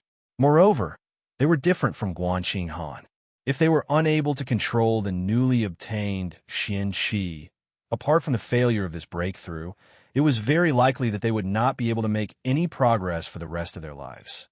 Fortunately, All of them had experienced June Moxie's hellish training more than once, and their willpower was tempered far beyond that of ordinary people. Although this feeling was difficult to bear, they were still able to endure it. So far, no one had cried out, but the sound of teeth gnashing could be heard continuously. Apart from the sound of teeth gnashing, there was not a single groan of pain. On top of the tower, Jun Tian's eyes gradually became dignified, and he said, "These 200 people are actually real men. Such are bones. Even this old man is moved." Jun Wui smiled, and his eyes were also full of praise. Finally, a ray of silver light that had almost solidified transformed into a faint golden light. Although the golden light wasn't dazzling, it was exceptionally tangible. This was the sign that one of them had finally overcome this difficult hurdle and had entered the higher realm of Gold Xian. The second, the third, as the Gold Xian light continued to flicker, dozens of men succeeded in breaking through. After going through the most painful period, what replaced it was endless joy. They did not immediately stand up, but instead closed their eyes and slowly adjusted their breathing, feeling the huge changes in their bodies. They guided the unprecedented strength in their bodies and slowly circulated it through their meridians, trying their best to adapt to the changes in their bodies as quickly as possible. Then, a large silver light flashed and soared into the sky. The entire courtyard of the Jun family seemed to have turned into a bright silver. More than 200 men had broken through at the same time, and the radiance of this moment was so dazzling that Jun Tian and his son, who were on top of the tower, felt a little dizzy. Among these people, the weakest has already reached the middle level of the Silver Xian realm. Most of them are at the peak of the Silver Xian realm. There are also a few who have advanced to the Gold Xian realm, and the 4 with the highest cultivation are already at the peak of the Gold Xian realm. Grandpa Jun sucked in a breath. If such a team were to go to the battlefield, they will not go to the battlefield. They are no longer soldiers, Jun Wui said lightly. They will only fight for Mo Xie in their entire lives. Going to the battlefield, for them, is a pure waste. I will not allow such a waste. Mo Xie once said that the weakest of these people must reach the peak of the Earth Xian realm. At that time, I only thought that he was talking big, but now it seems that it is not impossible. You must know that the strongest of these people was only at the 8th level 3 months ago. Now they have actually advanced to the peak of the Gold Xian realm. This is amazing progress. It is simply heaven-defying. Jun Wui said slowly, and his eyes flashed with excitement. The weakest is at the peak of the Earth Xian realm. Doesn't that mean more than 200 Tian Xian experts have formed an army? My God, even if the Silver Blizzard City and the Shui Han Manor joined forces, they would not be able to come up with such a large force, my God. Grandpa Jun was left speechless, and the hand that was stroking his beard unconsciously pulled out a strand of his snow-white beard. Chapter 305. 1st of August, first update. Requesting a guaranteed monthly ticket. After a while, all 254 of them finally finished upgrading. Not a single one failed. They stood up one after another and quickly returned to their original formation. They looked at Jun Moxie, their eyes filled with gratitude and fanaticism. Boom! 254 of them knelt down at the same time and kowtowed to the ground. A loud sound rang out, shaking the surroundings. "Thank you, young master." More than 200 of them shouted in unison. "I will give you 2 days. Use the cruelest method to adapt to the changes in your bodies, the changes in your Xian Qi, the use of your moves, and the cooperation between everyone. On the 3rd day, go to the armory to collect your weapons." Jun Moxie slowly nodded. Ling Ling continued. "In addition, this matter is our top secret. No one is allowed to leak it. If anyone violates this, all of you will be punished. No exceptions. Yes, we would rather die than leak it." Up in the tower, Grandpa Jun's eyes were filled with gratification and worry. He slowly said, "Mo Xie's methods are strong, his methods are sufficient, and he also has the charisma to lead his troops. Using both carrot and stick, he is indeed a genius. However, he is not suited to lead an army. Why? Father Mo leads his troops, and his discipline is strict to the point of being strict. This is the way of a general, and he can lead the strongest legion. So, why does Father say that he isn't suitable to lead troops? Junwoo was very puzzled. Mo's heart is too ruthless. Grandpa Jun snorted and sighed. Mo can lead an army of experts, but he is not suited to lead ordinary soldiers. What he said just now may seem ordinary, but did you pay attention to the last sentence? If anyone violates this, all of you will be punished. No exceptions. Grandpa Jun sighed. When Mo said those words, there was no hesitation or emotion. I can guess that if any one of these 254 people were to leak the news, Mo will do what he said. There will be no exceptions. That doesn't mean anything, right? Since he can cultivate this batch, he can cultivate the next batch. Junwoo said disapprovingly, Father, you and I are both generals. You must know the importance of military discipline in the army. Although the punishment was harsh and cruel, it was undoubtedly the most important method to maintain military discipline. Under such an important matter, how could he be soft-hearted? Even if it really happened, it's only natural. That's why you can only be generals and not commander-in-chief. Junjan Tian sighed. A general can only have 10,000 subordinates at most. Dispatching them in an emergency was also considered wartime. But the ordinary personal guards were also the disciple soldiers, and any general could only have a quota of 10,000 people. He knew his own men well, and they were well trained. Nothing would go wrong.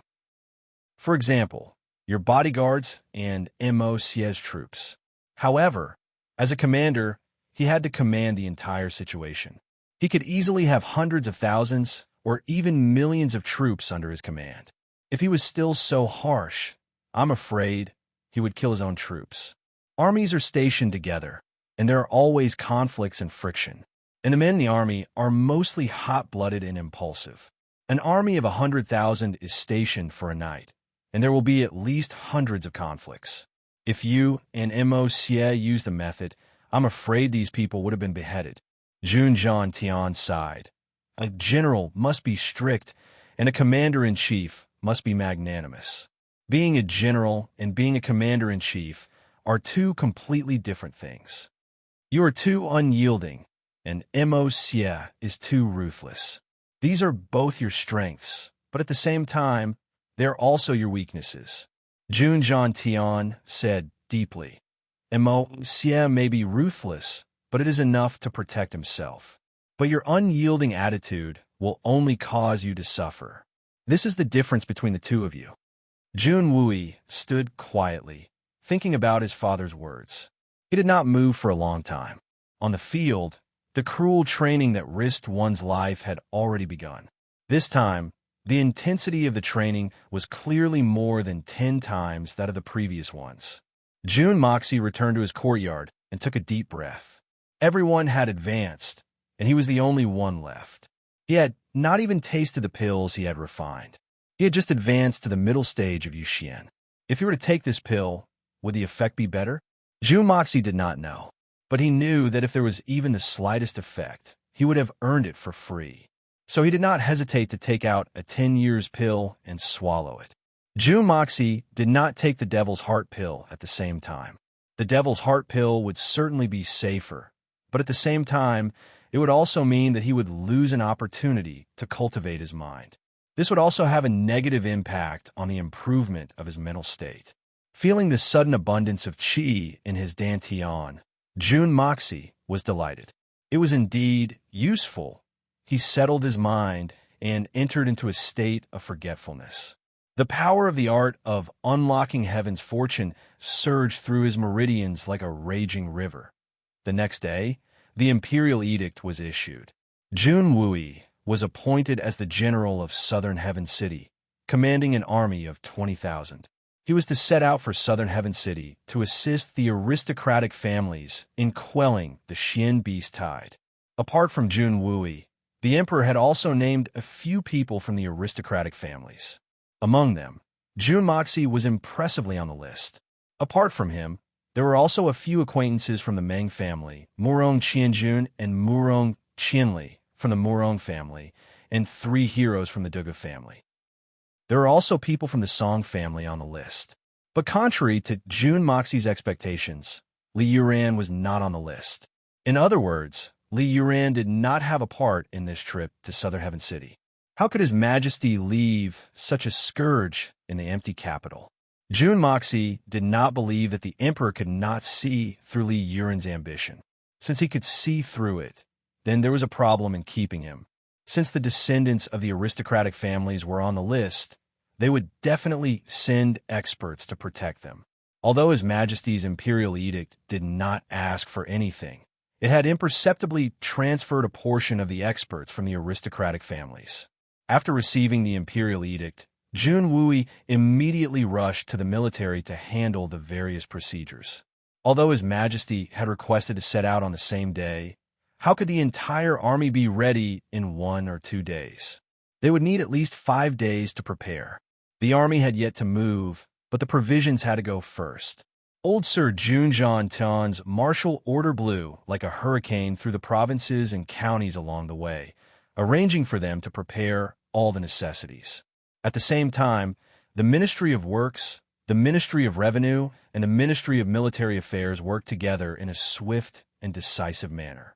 In just a short day, all the necessities for the army had been allocated. Such efficiency was enough to make anyone dumbfounded. There had been cases of soldiers going to war before, but at that time, which one of them did not run back and forth several times to prepare the supplies? Even when they went to war, there would often be issues such as supplies not being in place, rations not being supplied in time, and so on. There were a lot of annoying things that could not be compared to this time. But no one was dissatisfied. Who was Jun Wui? Although he was currently unemployed at home, he had always been a legend in the Tianxiang Empire's military, an idol. The Blood General's reputation was still illustrious even after 10 years. Now that he had finally returned, the entire military was in a state of jubilation, especially his old comrades and subordinates. They were extremely excited. Whether it was the Dugu family or the Jun family in charge of the military, Jun Wui was given the green light all the way. Not a single civil or military official dared to raise a single objection on this matter. The officers and men in the army were looking forward to Jun Wuyi's command. They were looking forward to this famous great general's command. They were looking forward to Jun Wuyi's command. Although the army had yet to set out, their morale was already high. In the palace, are you wondering why I sent Jun Moxie out, but left Li Yuran behind? His Majesty wasn't playing chess this time. Instead, he was holding a cup of tea and was sipping it. His face was full of smiles. Yes, Jun Moxie has no desire for power, but Li Yuran is obviously full of ambition. I don't understand why your Majesty left Li Yuran behind and let Jun Moxie go. Mr. Wen sat opposite to the Emperor and spoke in a somewhat puzzled manner. Li Yuran has needs, so he has weaknesses. He's easy to control. Moreover, he won't be able to make any big waves under my watch. I want to see if this person can be used by me. Therefore, I've left him behind this time so that I can see more clearly. His Majesty smiled gently. As for Jun Moxie, he doesn't have any desires. This kind of person can leave as he pleases, and he can stay as he pleases. He's like a wild crane in the clouds, and it's impossible to control him. Therefore, I've let him go this time. Whether he lives or dies in the midst of the Xian beast tide will depend on him. I still don't understand. If he has the temperament of a wild crane in the clouds, why must he? Mr. Wen frowned. A wild crane in the clouds is nothing to be worried about. But he has such a powerful force behind him. That's the most worrying thing. A cold light flashed in His Majesty's eyes. He sighed.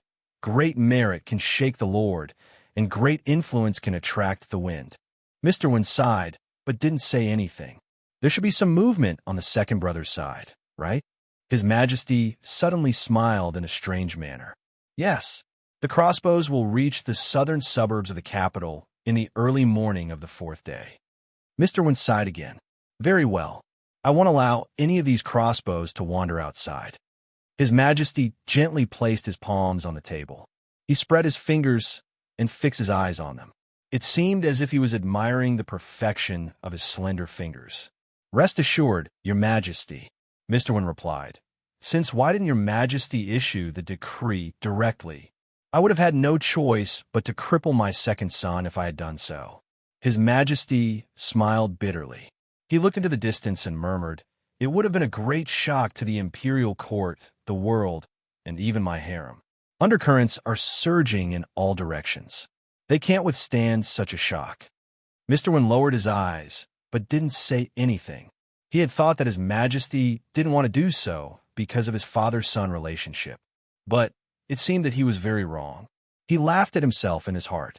The thinking of a Xian cultivator and an emperor are very different. Send a letter to the Bloodsword Hall. Tell them that no one is allowed to escape from the Zhao family of Jiangnan, the trade union of Jiangnan, or the second brother's men. This matter must be done cleanly. His Majesty exhaled deeply. The second brother wanted to hire assassins, but he didn't know where to start. The Bloodsword Hall came to him on their own initiative. But the second brother didn't suspect anything. "My son's wisdom has disappointed me." Mr. Wen remained silent. It wasn't that he didn't suspect anything. But who would suspect that an emperor who ruled over the four seas could secretly control such a sinister and bloody team? Even if he said it out loud, most people wouldn't believe him. Chapter 306. If the second prince, Jun Moxie, or anyone else would know about this, they would certainly understand why the second prince would always send assassins from the Bloodsword Hall to carry out a mission, and would always send someone who was only a hair's breadth away from completing the mission. The Bloodsword Hall was an extremely famous assassin organization within the Tianxiang Empire, and even the entire Xianxian continent. The mastermind behind the scenes was this was extremely unexpected, but if one thought about it carefully, perhaps this was the most normal and logical thing to do. Was it not? Why was an assassin organization known by many of the upper echelons of the Tianxiang Empire able to act so openly and unscrupulously? They were able to have close contact with many of the aristocratic families of the imperial court, and even the royal family. This kind of behavior would not be strange if it were in a weak country where martial power was respected. However, Tianxiang was a country with tyrannical military strength and a high degree of centralization of power. Moreover, the emperor of the Tianxiang Empire was a rare and outstanding person. So, how could he allow such an unscrupulous assassin organization to exist in his country? Assassinating the royal princess and slaughtering the bloodline of important ministers, all of this was too much of a trifling matter. Moreover, this trifling matter was far more than that. For example, the assassination of Princess Raimu was a well-known assassin organization in the Tianxiang continent. So, the existence of Yigahan was admittedly a secret and also a taboo. But how could such a secretive organization like the Bloodsword Hall not be able to find out about the existence of a powerhouse like Yigahan? But they still only sent 2 gold Xian assassins. In the face of a target that had Tian Xian as a bodyguard, would gold Xian assassins be of any use? Would there be any meaning?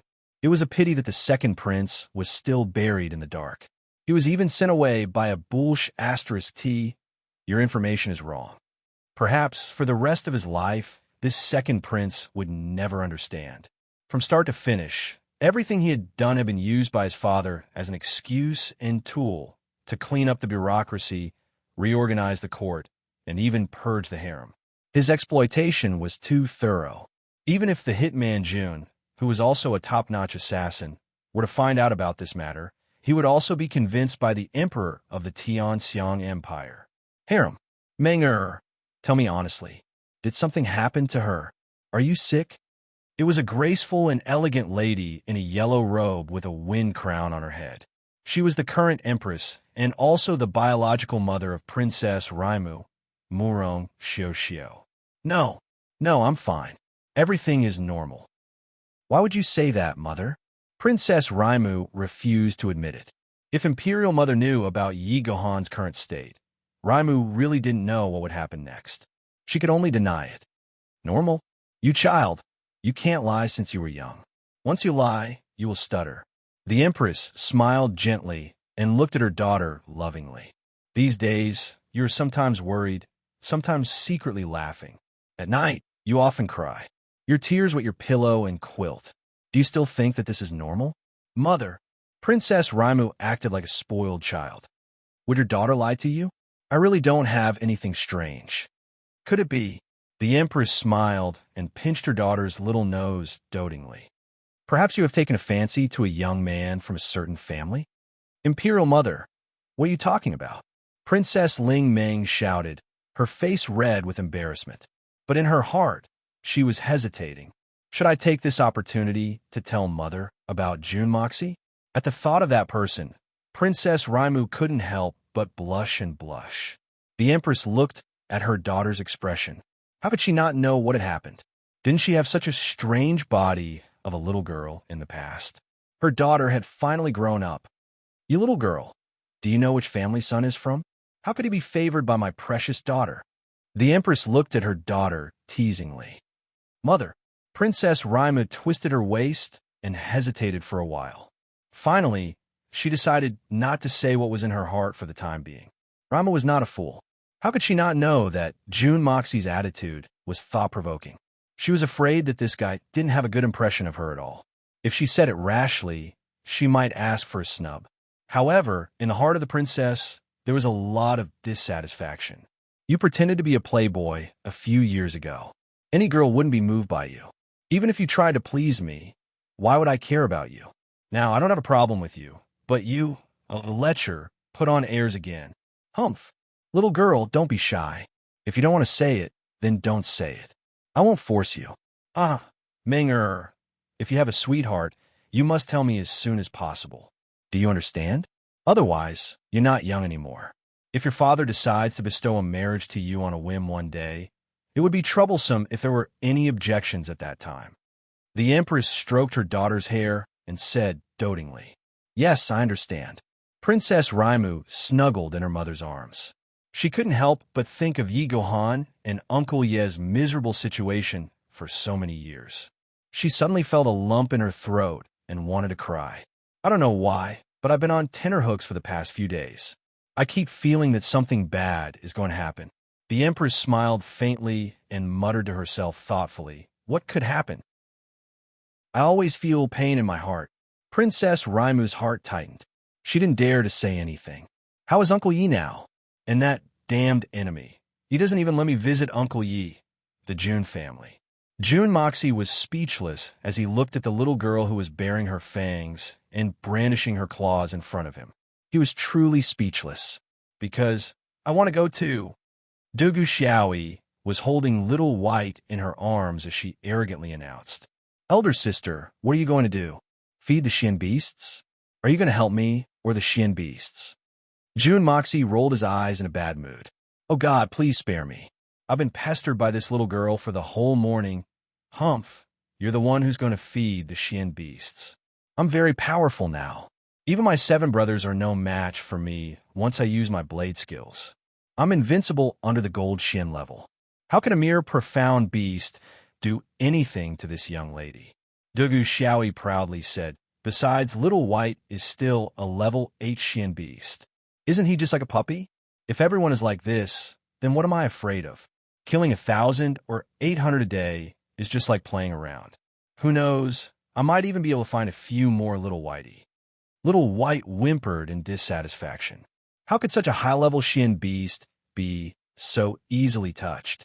He rolled his eyes and looked at her, but he also knew that it was a very unwise move to reason with this mistress of his. So he ignored her and continued to sleep. June Moxie felt helpless. Big sister, how can you compare like this? Although Little White is a high-level Xian beast, he is still underage. Okay? I shouldn't say it like that. It should be just born. How could this be compared? Haven't you seen other Xian beasts? Even if I've never eaten pork, I've never seen a pig run. What nonsense are you spouting? I've never seen a pig run. Other Xian beasts? What's wrong with the other Xian beasts? When they see this young lady, they immediately become dispirited and don't even dare to raise their heads. The little girl said proudly, Jun Daxiao's cheeks streamed with tears. That's right. How could a daughter of a rich family have seen a pig run? The ones you've seen are the lowest level Xian beasts that have been tamed by others. Big sister, don't make a fuss. You always carry your little white every time you go out. He's a standard high-level Xian beast. Those Xian beasts in our Tianxiang will certainly become dispirited when they see him. What does this mean? Here, little white is very strong. But in Tian Fa, little white is nothing. He's nothing. Jun Daxiao earnestly tried to persuade her. Are you trying to fool a child? Little white is so powerful, but he's nothing. I want to go anyway. I must go. Dugu Xiaoyi said rudely, my grandfather's 70th birthday is in 2 months. My grandfather fought on a battlefield in his early years and got injured. So his waist can't be exposed to the wind, and he can't catch a cold. I've heard that wearing the fur of a Xian beast, the snow ferret, will prevent one from getting sick. So, I'm planning to hunt a snow ferret for my grandfather's birthday.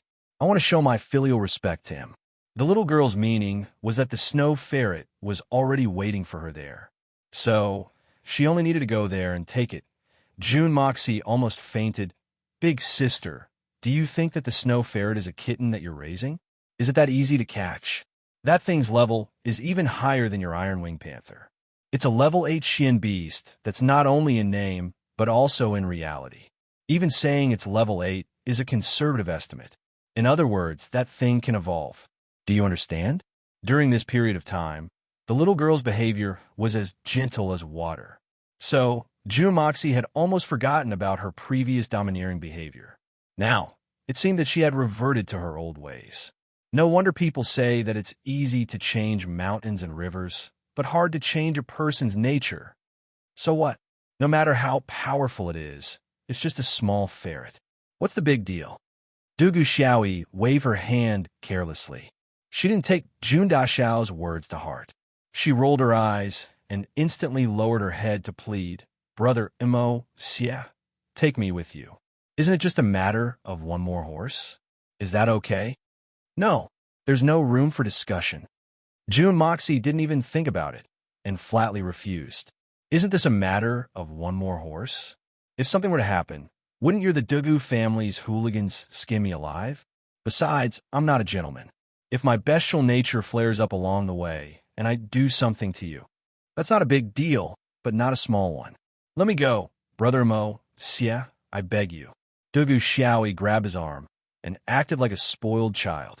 No, there's no use in calling me brother. Jun Moxie snorted. He thought for a moment and added, there's no use in calling me husband either. In your dreams. Dugu Xiaoyi wrinkled her nose, stuck out her tongue, and said, Humph, if you don't take me with you, I'll go with my brother. Is that so rare? Don't tell me that I can't go to the southern sky city without you. Go ahead. Jun Moxie spread out his hands. As long as you don't follow me, then everything can be discussed. If your 3 brothers are willing to take you with them, it'll save me a lot of trouble. Help me thank them for sharing your burden. Chapter 307. But I want to follow you. It'll be fun if I follow you. You're not a quiet person. So, the journey will be very interesting. What's the point of following those 3 stupid brothers? Dugu Xiaoyi saw that her trick was ineffective. So, she shamelessly pestered him again. Jun Moxie understood that the 3 brothers must have thoroughly rejected this girl's request. So, she came to pester him. Otherwise, why would this girl come looking for me? Let me tell you, there's no way. There's no door, and there's no window. Jun Moxie's heart was as hard as stone. He wouldn't agree no matter what. You'd better stay at home and accompany my sister-in-law. You can't go to that kind of place. Girl, you're risking your life, not going on an outing. I don't know if she's at home or not, but she certainly won't be able to accompany me. Because I'm also going to the Southern Heaven City, a cold voice said. Jun Moxie's back stiffened. He turned his head with difficulty and saw that it was Guan Qing Han who had spoken. Guan Qing Han felt that something was wrong about this trip to the Southern Heaven City. Not many people knew about the Shui Hun Manors matter, but all the influential families of the capital must have gotten the news, and the Imperial Palace was no exception. But at this time, Jun Wooey and Jun Moxie were called to go to battle. What's the meaning of this? Even if Jun Wooey is leading the troops, why is Jun Moxie also involved? Therefore, Guan Qinghan was thinking a lot. And she was thinking the most. What if the Shui Hun Manor finds an excuse to make things difficult for Jun Wooey and Jun Moxie after we arrive at the Southern Heaven City? Because of me. What should I do? This uncle and nephew's temperament is worse than the others. How could the two of them resist the might of the Shui Hun Manor if they were to fall out with them? However, as long as one of them brought up this matter, based on Jun Wooey's and Jun Moxie's temperament, they would definitely fall out with each other. At that time, how would it end? These two people, especially Jun Moxie, had always been a fearless person. What couldn't he do? Therefore, Guan Qinghan had to go, even if she had to die. Even if you don't bring me along, I will go alone. If there was nothing else, that would be the best. Everyone would return together. But if things got out of hand, Guan Qinghan would at least be a bargaining chip. If all else failed, he would rather sacrifice himself in exchange for the safe return of Jun Wooey and Jun Moxie. However, he couldn't let this uncle and nephew know of his thoughts. Otherwise, they would rather break his legs than let him go. The third uncle was a bit better, but his brother-in-law, Jun Moxie, was evil. He would definitely imprison him. Guan Qinghan was well aware of this point. Oh my God, sister-in-law, my dear sister-in-law, why are you causing trouble at this time? Why are you looking for me? Do you think I'm easy to bully? Jun Moxie scratched his head. He seemed to be going crazy. Even if you want to go, don't look for me. I don't have the final say. You can go and look for third uncle. It's your business whether you have the final say or not. But it's my business whether I go or not. Guan Qinghan faintly looked at him. Then she pulled Dugu Xiaoyi's arm and left.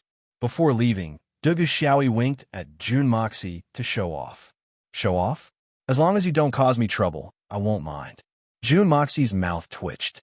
In the afternoon of the same day, Jun Moxie and his 200 or so bodyguards dispersed and silently disappeared from the Jun residence. At night, Grandpa Jun's burly body stood in the courtyard. He said a few words to the dozens of black shadows in front of him. Then, the dozens of people dispersed and disappeared without a trace. Grandpa Jun sighed and asked Old Pang, "When will they arrive?" Old Pang thought for a moment and said, "Probably tomorrow night." Grandpa Jun frowned. Old Pang, prepare the masks and night clothes. Old Pang's eyes revealed a smile. In Jun Wooey's courtyard, Third Master Jun clasped his hands together. The paper in his hand turned into powder. He smiled and muttered, "Tomorrow night." Night fell. The long night passed quickly. The sun rose and set. It was dusk. The sun set and the moon rose. Time flew by in the blink of an eye. Zhao Wuji had already forgotten how many times he had whipped his horse. It had already been 2 days since he had abandoned the boat and landed on the shore. 2 days of non-stop galloping. Ever since they had set out from Jiangnan until now, they had been on the road without stopping for 9 days. And after rushing day and night, the harvest was also very obvious. They had saved 2 days from the scheduled time, 2 whole days. With these 2 extra days, he could avoid a lot of accidents. This was conceivable. This made him feel a little excited. In these 9 days, whether it was by land or by water, nothing unexpected happened. The journey was smooth. It was so smooth that it made him feel happy, but also a little unbelievable. It was really too smooth. But because of this, Zhao Wuji's heart did not relax. On the contrary, the string in his mind was getting tighter and tighter. This situation was too abnormal. It was so smooth that it was surprising. Ever since Zhao Wuji received this job, as the head of the Zhao family, he understood what this business represented and what it meant. But it was too late for regrets by the time he understood, because the production of those things had already begun by the time he understood. Those things were what the second prince wanted. As a prince, what did he need these things for? Moreover, they had to be made in secret. Zhao Wuji knew that he had unknowingly boarded the second prince's pirate ship. Moreover, he couldn't get out of it. From the moment they received the order, every time these crossbows killed a person in the future, their families would be tied even more tightly to the second prince's war chariot. If they were to be stained with the blood of other princes, or even, then they would have no way out. But he had no way to resist. Not to mention that the production had already begun. Could he back out even if it hadn't begun? His family had some influence, but it was insignificant when compared to the second prince's strength. Perhaps his family would be annihilated in half a day and a night if he were to decline this business. High risk often meant high return.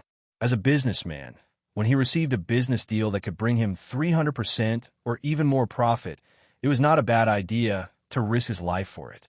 Moreover, there was a faint political meaning to this matter. If he could obtain a status or a reward because of this, therefore, Zhao Wuji felt as if he had eaten a fly. But he still smiled and praised him. This fly is disgusting at first, but it's very nutritious. After all, it's rich in protein. The production of these Xian beast crossbows had finally been completed in a short time, and there hadn't been any mistakes along the way.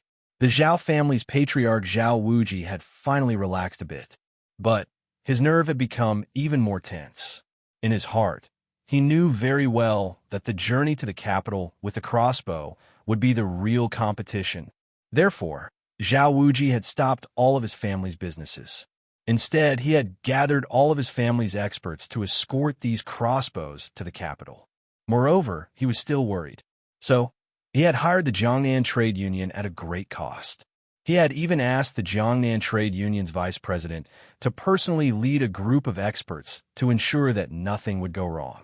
But he had just finished his preparations when the second prince had already sent his elite guards to escort these crossbows to the capital. This had been a surefire way of insurance. But it had only made Zhao Wuji even more frightened. He had arranged a considerable amount of escort strength, and it was enough to deal with the vast majority of unforeseen events. However, it was obvious that the second prince was still worried. Since he was so serious about this matter, didn't that mean that the delivery of this batch of hand crossbows might meet with some unexpected interception? Some interception that they couldn't deal with the strength of the escorts they had arranged? And it could be said that the true purpose of these crossbows was very clear. So, his previous plan to get lucky had also failed. The horse under his crotch had taken a step forward, and it was getting closer to the bloody struggle between the imperial family. Finally, they had arrived at Tianxiang's capital. Eldest brother, we can confirm that this trip is safe. We'll reach Tianxiang's capital in another 200 kilometers. Even if someone wants to intercept us, I'm afraid that they won't dare to commit such a crime in the empire's capital. A thin man chased after them. He had a gratified smile on his face as he said, "It seems that we've been worried for nothing. I hadn't expected that things would go so smoothly. It seems that the second master's security measures are quite outstanding." This thin man was Zhao Wuji's younger brother. His name was Zhao Wutian. He was one of the few people in the Zhao family who knew the identity of the consignor of these goods. I hope so. Zhao Wuji let out a long sigh. Looking at the sky that was slowly darkening again, he suddenly felt that this gradually darkening world seemed to have become a huge black hole that was about to swallow him and his clan in one gulp, and he did not have the slightest ability to resist. There's only one last stretch of road left.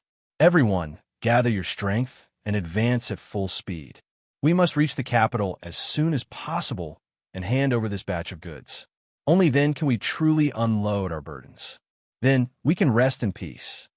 Zhao Wuji exhaled a long breath and tried hard to dispel the messy thoughts in his mind. Zhao Wuji said in a deep voice, "Yes." Zhao Wutian replied. He then slowed down the speed of his horse. Then he took out a small flag from his bosom and waved it twice in the air. The entire team's speed had been quite fast, but it had suddenly increased by a lot. The sound of hurried hooves suddenly resounded. A tall and sturdy middle-aged man had caught up with them. He was riding a purplish-red horse. His face was covered with dust, and there was a faint trace of impatience on his face. Zhao family's lord were not far from Tianxiang.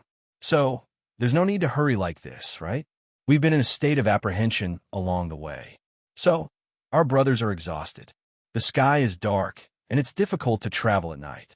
Moreover, it's very easy to change the situation.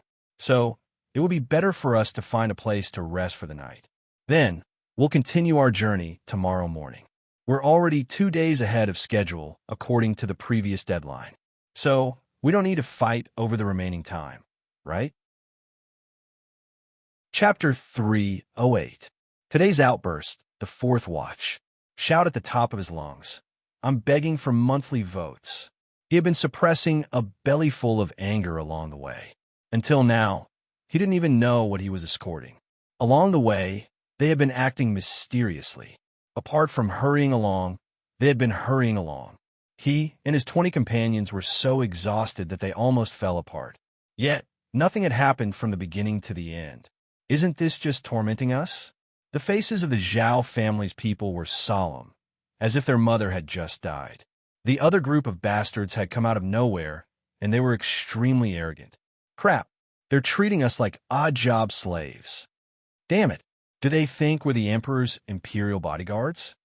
Therefore, Meng Xiaosong had been very depressed along the way. At this very moment, especially after rushing for an entire day, his buttocks were almost broken from the jolting of the horse's back. Seeing that night had fallen, he was sighing that it was finally time to rest. He was thinking of finding an inn to have a good drink, and when he was in the mood, he would find a girl to have some fun with. Who would have thought that there would be an abrupt order to speed up in front of him? Is there any justice in this world? Is there any reason for this? Every time we go on a mission, it's like we're on a sightseeing tour. When have we ever been in such a difficult situation? If it weren't for the price of 50,000 taels of silver, I wouldn't have been interested in making this trip in person. But I'm treating you like people. Don't crawl into the donkey's shed. Therefore, Vice President Meng Xiaosong couldn't bear it any longer.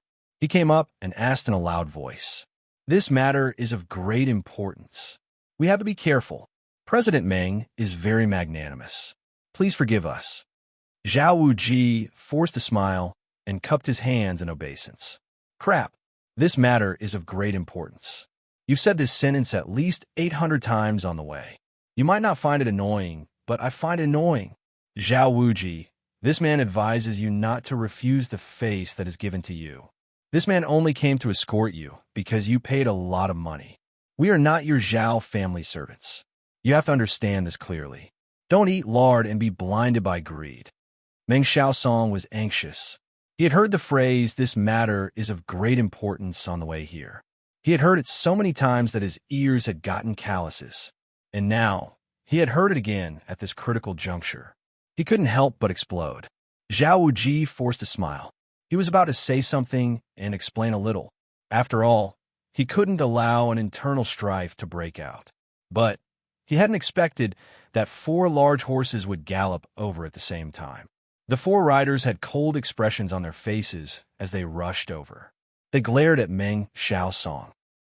Lengling said, "What's going on? What are you yelling about? You're making a big fuss here as if your own mother just died. What's the matter?" These 4 knights were members of the Divine Storm Guard. They had been on a long and arduous journey. So, they had been complaining incessantly in their hearts for a long time. However, they weren't willing to see Meng Xiaosong take the initiative to launch an attack. "We haven't even expressed our dissatisfaction. Who do you think you are?" Meng Xiaosong could clearly feel the dense, murderous aura coming from these 4 people. His heart was immediately filled with rage. A few insignificant Gold Xian warriors actually dare to show off their might in front of an Earth Xian expert like me? How dare you threaten me? Cursing at me? Is there still justice in this world? Isn't that logical? What's wrong? Do you have any objections? Meng Xiaosong coldly glared back at them. He placed his hand on the hilt of his sword as he faced Lengling. However, Meng Xiaosong soon regretted his decision. Dozens of warriors had surrounded him from all directions in the blink of an eye. Shwa, shwa, shwa, few sounds were heard as they unsheathed their long swords and broadswords. Dozens of warriors didn't utter a single word as they shouted. Instead, they rushed towards Meng Xiaosong at the same time. Their swords and sabers mercilessly hacked towards him. Crazy. They've all gone crazy. It must be said that these people were only Gold Xian experts. So, They might not be able to deal with Meng Xiaosong, who had already reached the Earth Xian realm. However, these people's actions were very unexpected. After all, they were all companions. Meng Xiaosong's mouth might be unhappy, but he wouldn't go as far as to start a fight. However, these people weren't giving him any face at all. They didn't even have time to prepare for a fight. Stop. Everyone stop. We're all on the same side. Zhao Wuji's forehead was beaded with sweat. He hastily rushed over to mediate. Bang! Bang! Sounds were heard as they managed to escape from the siege. However, another group of knights had already prepared to charge forward. It was obvious that these warriors weren't very strong. However, they were proficient in the art of joint attacks. Once they started to attack, they would advance wave after wave. They wouldn't stop until the enemy had fallen. Zhao Wuji was so anxious that he almost couldn't speak. Everyone, we're all on the same side. We're all doing this for the greater good. So, why should we damage our friendship? Both sides finally stopped after many attempts of persuasion. The second prince's imperial bodyguards were used to being tyrannical. So, how could they possibly put Meng Xiaosong in their eyes? So, what if you're an Earth Xian expert? Several Earth Xian experts have died by our hands. Do you think you're missing one? Don't look down on your Earth Xian cultivation. We're only Gold Xian experts. We're the imperial bodyguards. We're officials. You're a civilian. As long as you haven't reached a transcendent level like Tian Xian, we can do whatever we want with you. Do you still dare to have a temper? If you don't accept it, we'll give you a rebel's hat and make you stay in jail. Several of the prince's imperial bodyguards looked at Meng Xiaosong's plump buttocks with malice. I've heard that the felons in the prison like to play with flowers. Meng Xiaosong was about to flare up. However, Zhao Wuji whispered something in his ear. Meng Xiaosong immediately became well-behaved. These people are the imperial bodyguards. These few words dispelled Meng Xiaosong's anger. Instead, it turned into fear. Since ancient times, the people had never fought with the officials. This was a truth that had never changed since time immemorial. Even if the emperor's imperial bodyguards were to behead a local official for no reason, nobody would dare to say anything. So, why would I be a trifling Jianghu person? Moreover, I'm a Jianghu person with a family and a business. No wonder Zhao Wuji behaved like a grandson. So that's how it is. This is a mission for the imperial family. I wonder if I'll be able to get an official position after this mission is completed. Meng Xiaosong looked at these imperial bodyguards with a flattering look in his eyes as he thought of this. The team continued to move forward. The atmosphere had become much more harmonious because of this small disturbance. There was a mountain in front of them. This mountain was the Tianxiang city's Iron Wall Mountain. It was the natural barrier of the Tianxiang city. They could vaguely see the Tianxiang city from the top of this mountain. At this point, it could be said that the mission had been confirmed to be 99% complete. They could finally breathe a sigh of relief. Zhao Wuji let out a long sigh. He raised his hand and ordered them to rest for a while at the foot of the mountain. Then, the team started to cook. They were ready to eat their fill. Then, they would spur their horses to speed up the rest of the journey in one fell swoop. They wanted to find a happy place in the Tianxiang city as soon as possible. Smoke rose from the kitchen, and the fragrance of rice spread from the cauldron. The smell of barbecued meat also spread from the iron grill. The group of big men greedily swallowed their saliva. They had been mentally and physically exhausted this entire journey. It had been extremely unbearable. They could finally rest for a while. Then they could relax and eat a big meal. Let's eat, Zhao Wutian shouted in high spirits. He carried a big iron bowl and moved forward. Let's eat. Do you still want to eat? I could have made you hungry ghosts. But our time is very limited. So I have no choice but to send you to the underworld to eat. A sinister sneer, like the cold wind blowing from hell, spread out in a chilling manner. Who is it? Come out. Everyone tensed up. They stood up and unsheathed their swords at the same time. They then vigilantly looked at the surrounding dark mountain forest. I've come to rob you. A loud roar resounded in high spirits. A blue light flashed with a loud rumble. The 6 cauldrons on the ground exploded with a bang. The cooked rice was scattered in all directions. The fragments of the cauldrons were sent flying in all directions. 5 or 6 miserable screams were heard in succession. Several people had been injured by the fragments of the cauldrons. Tian Xian expert. Everyone cried out in alarm. No one was an exception. It didn't matter whether it was the Earth Xian expert Meng Xiao Song or the arrogant imperial bodyguards. A blue silhouette rushed out like a rocket. Several bang sounds were heard. Several warriors were thrown into the air like silk balls. Then they glided in the sky. A black-clothed and masked figure stood in the middle of the field. He stretched out his hand and grabbed Zhao Wu Tian's neck. Then he lifted him up. It seemed as if he was lifting a little chick. Zhao Wu Tian's limbs were powerlessly struggling in the air. His face had turned purple. Speak. Were those crossbows? A blue light flickered on the masked man's body. His fingers gradually tightened. A tyrannical and cold light flashed in his eyes. Kill! Loud shouts were heard from all around. 30 or 40 people brandished their swords. They didn't care about Zhao Wu Tian's life or death. Zhao Wuji became anxious. He shouted, "Be careful of my second brother." Another excited roar was heard from the pitch-black mountain forest. Then, another black-clothed and masked man's body flashed with a blue light. His left hand was holding a sword, and his right hand was holding a sword. The previous black-clothed and masked man, Lengling, looked at Zhao Wu Tian, who was struggling in her hand. Her voice didn't carry the slightest trace of emotion. "You'll die if you don't speak.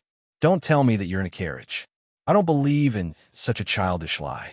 You'll only have one end if you dare to deceive me. Die." At. Zhao Wu Tian's legs were flailing in disorder. His eyes were filled with fear. Suddenly, a yellow light flashed, and Zhao Wu Tian let out a blood-curdling screech. He twitched twice and then stopped moving. "Scoundrel!" the black-clothed man cursed. Then he turned around and pounced. The caravan of nearly 500 people from the 3 sides fell into chaos. Zhao Wuji let out a mournful howl amidst the chaos. "Second brother." Suddenly, he pounced toward a warrior in embroidered robes. You actually killed my second brother?" This embroidered soldier was the leader of the second prince's divine wind guards, Zhang Xiyuan Shao. However, he became even angrier as he faced Zhao Wuji's questioning. His face turned red as he roared in a stern voice. "Zhao Wuji, do you dare to spoil the second master's great plan? Your younger brother is greedy for life and afraid of death. He would have already divulged the secret if I had acted a little later. So, it's a matter of course for me to kill him. Your Zhao clan will be beheaded if he divulges the secret and spoils the great plan. You idiot." Chapter 309. A loud shout came from the sky. "Senior brother, we might as well kill all of these people. Then, we'll look for those crossbows. They must be among their belongings. Don't tell me that they're going to fly to the sky." A figure flashed with a blue light as he flew out horizontally. The blue light of the sword in his hand flashed for several meters as he appeared, and gave rise to a series of pitiful screams. He broke through the crowd and cut open a path of death. Blood swirled in the air as he charged towards the center of the crowd. Zhang Xiyuan Shao shouted, "Everyone form a circle and form an iron bucket killing formation. Let's fight the enemy together." All the warriors responded to his command and quickly moved towards the center. Shouts of "kill" could be heard everywhere. They couldn't resist the 3 Tian Xian experts, but they were gradually able to stabilize their position. There was a towering tree. There was no one there, but a faint sigh could be heard. It was Jun Dashao who was hiding in that tree. Jun Dashao shook his head as he watched the fight below. He was speechless at these 3 people who had appeared out of nowhere. They're so unprofessional at robbing. I really don't know how Lei Wu Bei trained them. Jun Mo Xie's eyesight had allowed him to see that these 3 people were Lei Wu Bei's 3 remaining disciples. Acquaintances. They're too familiar. These 3 people can't do anything right, but they're good at spoiling things. They're typical good-for-nothings. It's a robbery. You came out without saying a word, and then attacked us. But you even said a few words before you attacked. This left Jun Moxie speechless. Well, load of crap. Damn it. Not only did you fail in your robbery, you even messed up the perfect plan that this young master had made. How much effort would I have put in? Fortunately, Lei Jianhong hadn't said. This mountain was opened by me, and this tree was planted by me. If you want to pass through, you'll have to pay for the road. Otherwise, Jun Imo Xie would have been so irritated that he would have fallen down from the tree. Jun Moxie had brought his guards here a day earlier. They dug traps and set up ambushes. In the end, Jun Moxie threw a pill to each of them to hide their aura. He arranged for more than 200 people to hide in the forest not far away. Naturally, they were all hiding in the underground caves that had been dug beforehand. Once this group of people entered the encirclement, he would immediately strike with lightning speed. Then he would pack up his things and immediately escape. Who would have thought that before these people could enter the encirclement, they would be intercepted by the three hotheads and killed? This really makes me speechless. Jun Moxie quickly sent out a message and told his men to stay calm and wait. He wanted to see what would happen next. It seemed that these three guys were very strong, but it wouldn't be easy for them to succeed. So, he decided to let them fight amongst themselves. Lei Jianhong was in the middle of his thoughts when he suddenly issued a low whistle. Then, a burst of orderly footsteps resounded. A large group of black-clothed masked men rushed down from the mountain and joined the battle circle in a flash. The deadlock between the two sides was broken in an instant. The leader of the Godly Wind Guard, Zhang Siyuan Shao, was hit in the chest. He spouted a mouthful of blood and was sent tumbling backwards. He shouted loudly and flipped his hand. Then, a flaming arrow shot into the sky with a sharp whistling sound. It exploded with a bang, and a blood-red firework appeared in the night sky. It looked extremely lifelike. It seems that the Bloodsword sect has been hiding in the dark. Let's see who's stronger and who's weaker. In any case, I'll just sit on the mountain and watch the tigers fight. I'll be the fisherman who reaps the benefits. Jun Moxie was squatting on the branch of a tree.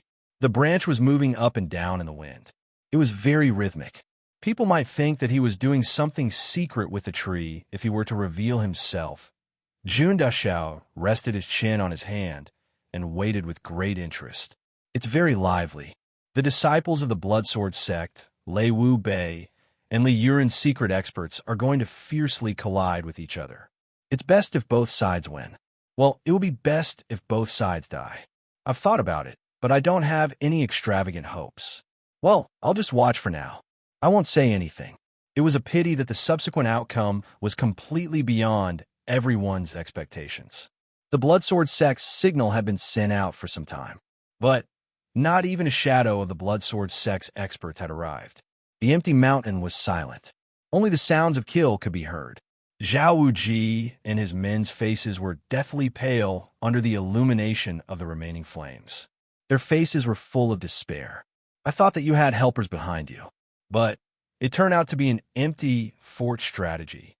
Lei Jianhong sneered. He then ridiculed. Is this empty fort strategy very amusing? You're using such a shameful trick to show off in front of me. You're not playing with the enemy. You're playing with yourself. If you're really tired of living, then tell me. I'll help you. Zhao Wuji rolled away like a lazy donkey.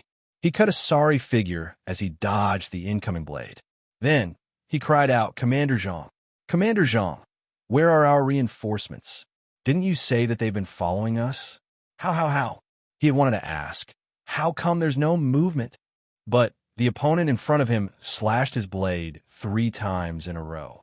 He was in a hurry to dodge, and his words were interrupted 3 times in a row. It sounded like he was stuttering. How should I know? Do you think I'm not worried? Zhang Siyuan Shao cursed. You should take care of your own life first. At present, the Li family's elite warriors were under the command of 3 Sky Shin experts. They had already gained an overwhelming advantage over the enemy. Under the pressure, Zhao Wuji's forces were gradually compressed into a very small circle. Zhao Wuji's 100-odd men were lucky enough to survive. They had formed a defensive line with great difficulty.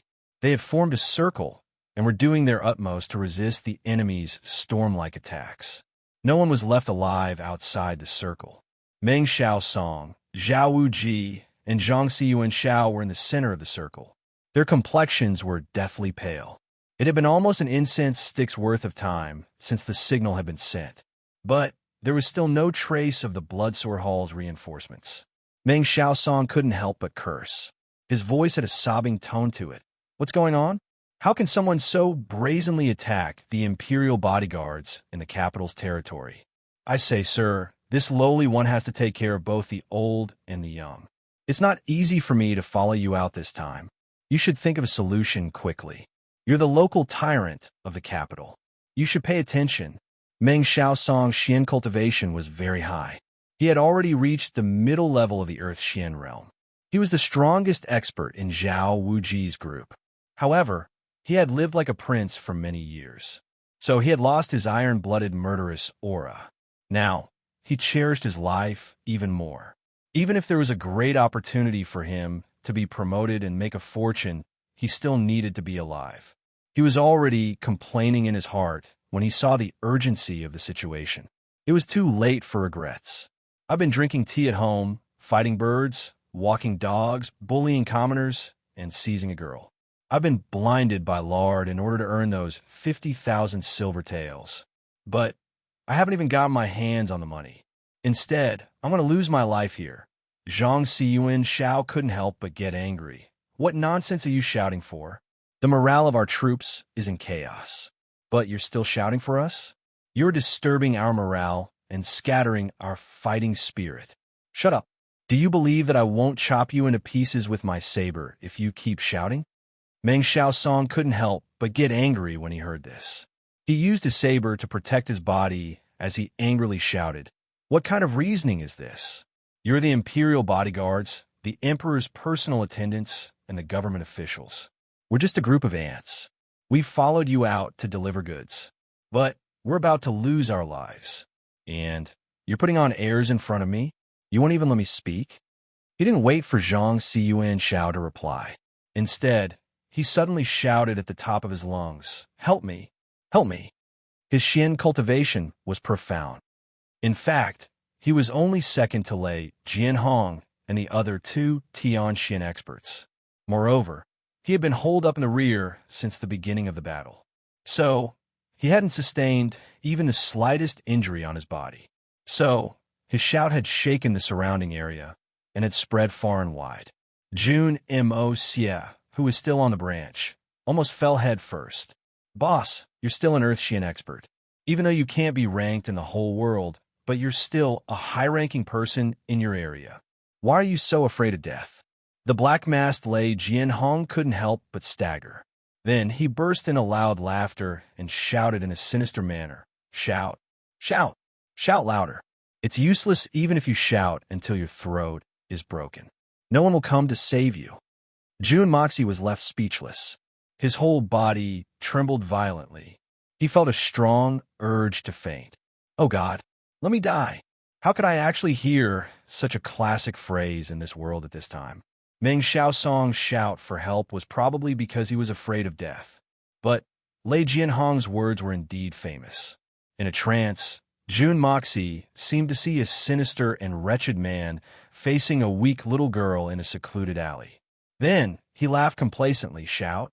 Shout even if you shout until your throat is broken."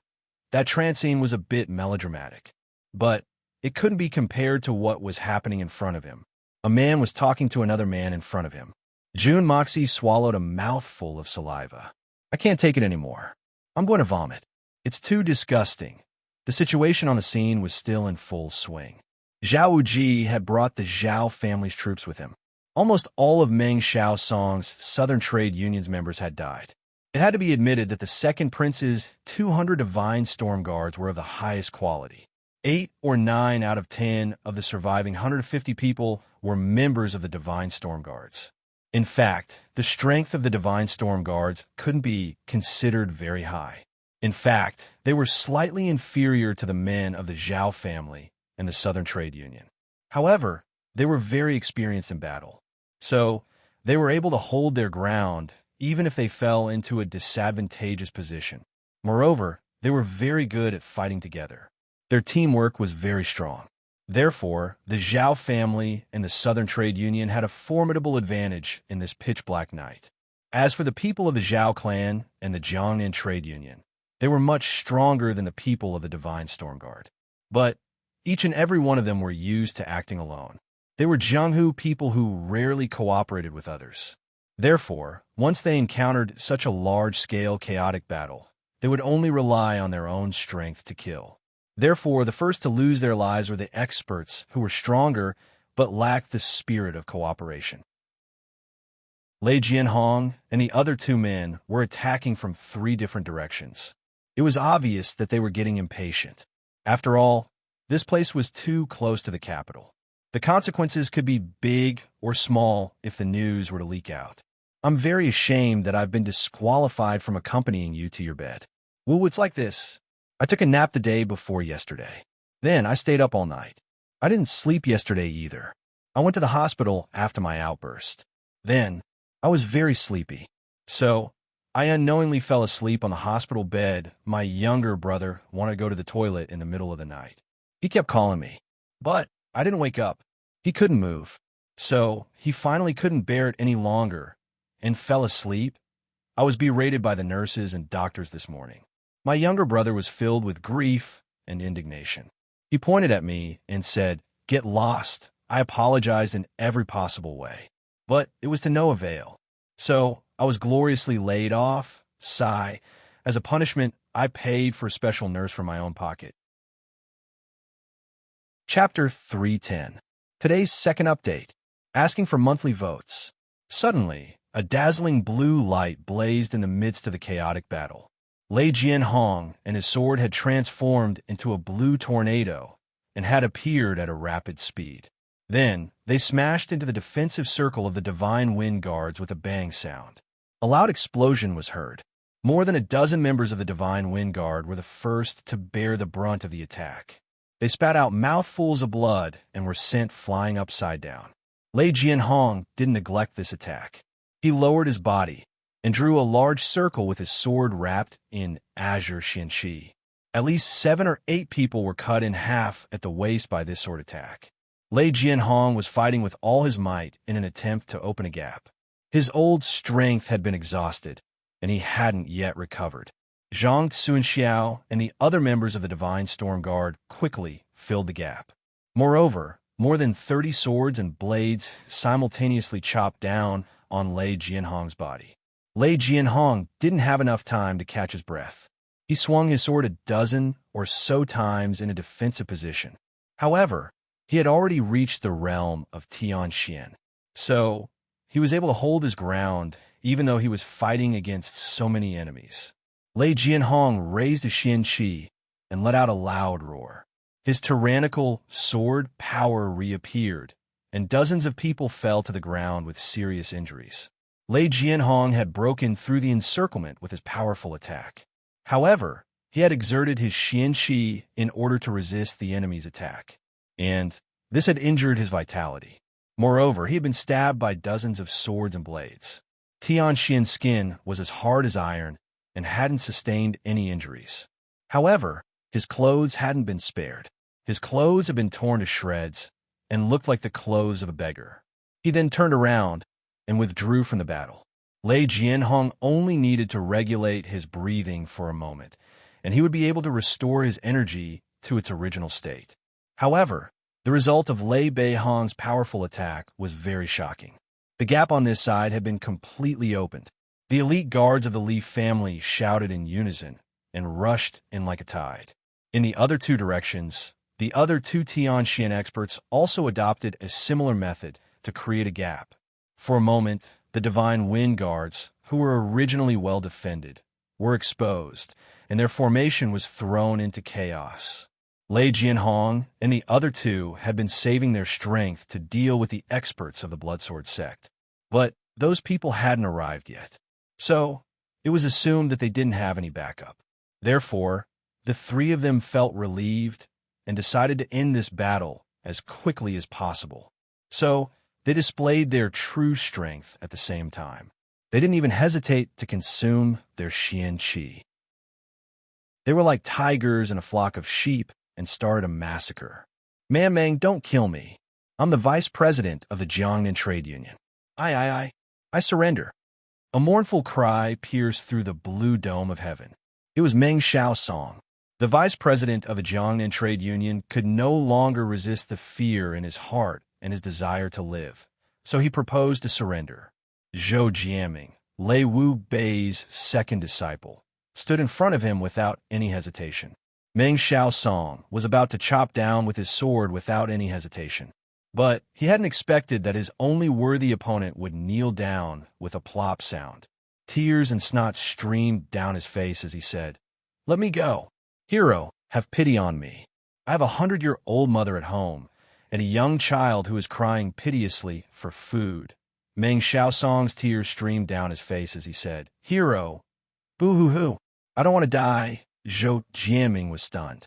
He hadn't expected that there would be such a cowardly and shameless person in this world. He's kneeling down in front of the two armies. And he's the vice president of the Jiangnan Trade Union. Isn't this too shameful? There's no such thing as the most shameless person, only more shameless. Shamelessness has no limits. Fu *K. Get up, you coward. As long as you tell me where those crossbows are, I'll let you live. Zhou Jianming glared angrily and shouted, Yes, those crossbows." Meng Xiaosong rolled his eyes. "I would have told you if I knew. In all honesty, how would I know where they kept the crossbows? Isn't this going to take my old life? I really don't know." "Hurry up, Fu *K. Why are you rolling your eyes, you coward? Do you want to die? Hurry up and tell me." Zhou Jianming shouted, "Hero, spare my life. I'm useless. I really don't know where those crossbows are stored." Meng Xiaosong was terrified and scared. He banged his head on the ground with a bang sound. "I'll *CK your mother. What's the use of surrendering then? You're useless. I'll *CK you coward." Zhou Jianming opened his eyes wide. Then he raised his foot and kicked Meng Xiaosong's belly with a bang. Meng Xiaosong was sent flying more than 10 feet away from the ground. Zhou Jianming felt extremely depressed. This coward doesn't know anything, and he wants to surrender. Really? Meng Xiaosong was still shouting in the air, "Spare." The word life hadn't left his mouth when his voice suddenly stopped. A blood-red sword light had appeared in the air. It had easily cut his body in half. Then, its speed hadn't decreased, and it continued to shoot toward Zhou Jianming. Meng Xiaosong's body had been cut in half, and blood had rained down from the sky. A blood-red silhouette had emerged from the rain of blood. It had pierced through. With lightning speed, a streamer had flashed and had chopped Zhou Jianming's leg. He hadn't yet retracted it. It had been cut in half like a sharp knife cutting tofu. This person's timing is extremely precise. Even Jun Moxie, who was far away on the tree branch, couldn't help but praise him in his heart. I wouldn't be able to do a better job than this person even if I personally attacked him. The level of this sneak attack has been brought to the point of perfection. It has reached the pinnacle. This person had chosen to attack when Meng Xiaosong had surrendered and Zhou Jianming's hostility had dissipated. Then, he had angrily kicked Meng Xiaosong. When Meng Xiaosong's body had flown to a certain height, Zhou Jianming, Meng Xiaosong, and the assassins' bodies were in an oblique straight line. This had blocked Zhou Jianming's line of sight. It was like a person's eyes. Even if a small leaf had covered his eyes, he wouldn't be able to see the entire forest. This was the so-called "a leaf can't blind the eyes." However, the assassin in the blood-red clothes had suddenly attacked at this extremely subtle point. He had followed the blinding straight line at a very fast speed. He had pierced through Meng Xiaosong's body and had gone straight toward Zhou Jianming. Zhou Jianming was depressed and angry at this time. His vigilance was at its lowest. His sword had succeeded. The assassin's Xianqi cultivation was at the same level as Zhou Jianming. However, his true strength was at most on par with Zhou Jianming. In fact, he might even be slightly weaker than Zhou Jianming. If the two of them had faced each other head-on, the best result would have been that both of them would have been injured. The assassin would have only been able to inflict some minor injuries if he hadn't chosen such a clever timing. However, he had managed to chop off one of Zhou Jianming's legs. Ah! Zhou Jiaming screamed in pain as he saw his right leg being chopped off. His blood spurted out like a fountain. Zhou Jiaming let out a blood-curdling scream. His eyes almost popped out of their sockets. He raised his head in pain. However, the assassin in the blood-red clothes hadn't relaxed at all. He had successfully chopped off Zhou Jiaming's leg with his long sword. Then, he took advantage of the opportunity to cut off Zhou Jiaming's right leg from the middle. Zhou Jiaming screamed miserably. His voice didn't sound like a human's. He instinctively leapt backwards. However, he had forgotten that his leg had been chopped off. So, he didn't leap out. Instead, he fell backwards. The assassin's elbows were like two sledgehammers that were emitting blue light. They ruthlessly pounded on Zhou Jiaming's chest.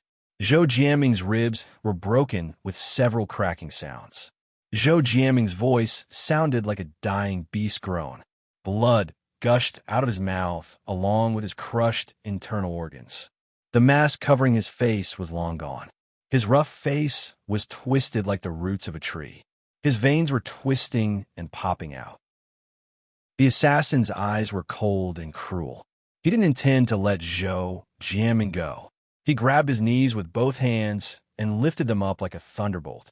His left leg had just landed, but his right leg had already risen up. He kept pounding on Zhou Jiaming's crotch.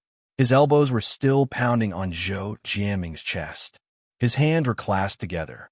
They were glowing with a dazzling blue light as they struck Zhou Jiaming's temples. Bang! Zhou Jiaming's 7 orifices turned into fountains. It was a fountain of blood. His feet moved up and down as he continued to strike Zhou Jiaming's body from different directions. He had already brought Zhou Jiaming's body several hundred feet away in the blink of an eye. Zhou Jiaming had to bear the brunt of his crazy attacks during this process. Zhou Jiaming's tall and sturdy body had turned into a pile of rotten meat when it finally came to a stop. Zhou Jiaming's tall and sturdy body had turned into a pile of rotten meat. He had turned into a pile of rotten meat from head to toe. His body had withered from head to toe. There wasn't a single sound. Every single bone in his body had turned into powder. He had bumped into many people along the way. Their bones had been smashed by the crazy impact force and had been sent flying. Second brother. Second brother. 2 heart-rending cries of grief and indignation were heard.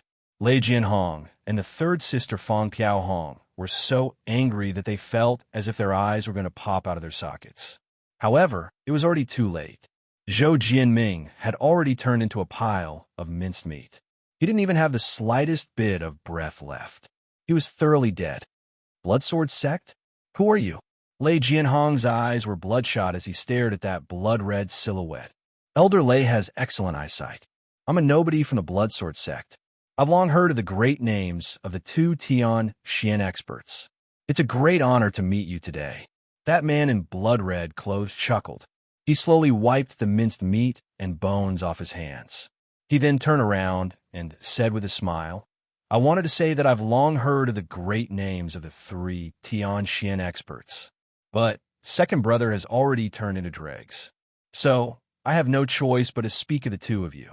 I hope the 2 Tian Xian experts won't blame me for my lack of manners. Chapter 3:11. Today's breakout. First update. Asking for monthly votes. Monthly votes. Brothers and sisters, we are only 1 step away from the top 10. Everyone give me strength. Rush up. I ask you, who are you? Tell me your name if you have the guts. Lei Jianhong's entire body was trembling. His voice was low and intimidating. He didn't pay any attention to the man's taunts.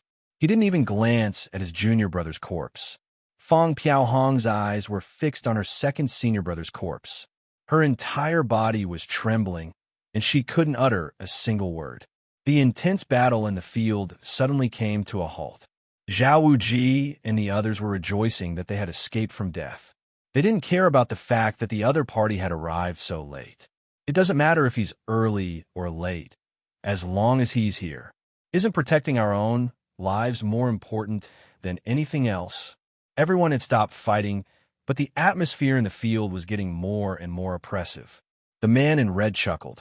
He suddenly raised his hand, and his sleeve made a crisp sound in the air. It was clear that he had hit nothing, but it seemed as if he had hit something solid. A slight sound was heard all around.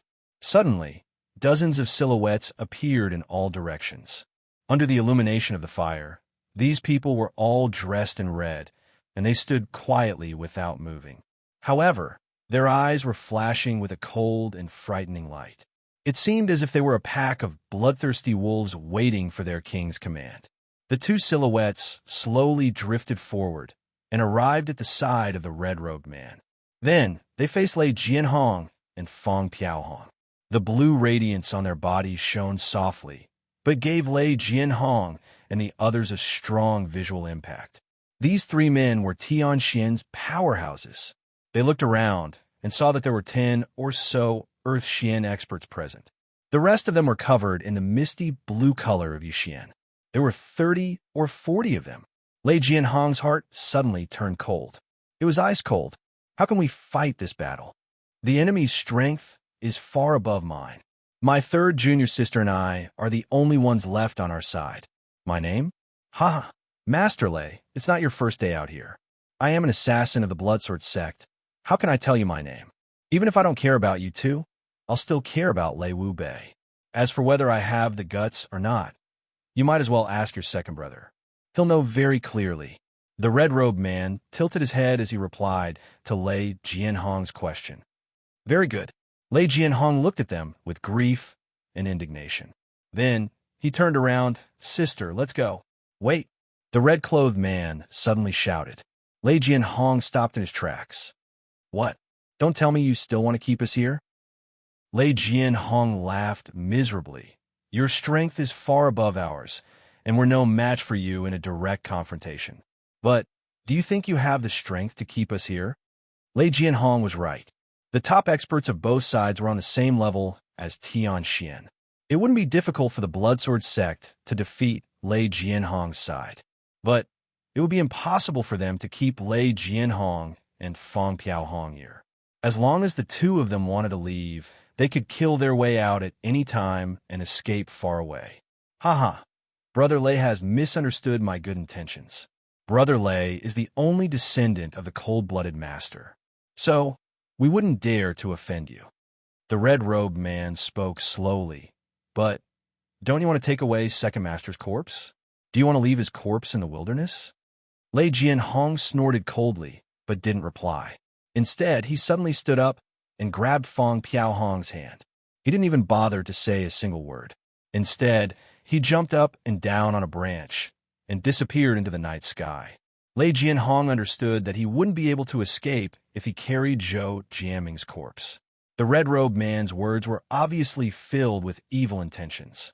He wanted to keep his sister and him here to avoid future troubles. In fact, the enmity between the two sides had already been established. So, there was no room for negotiation between the two sides.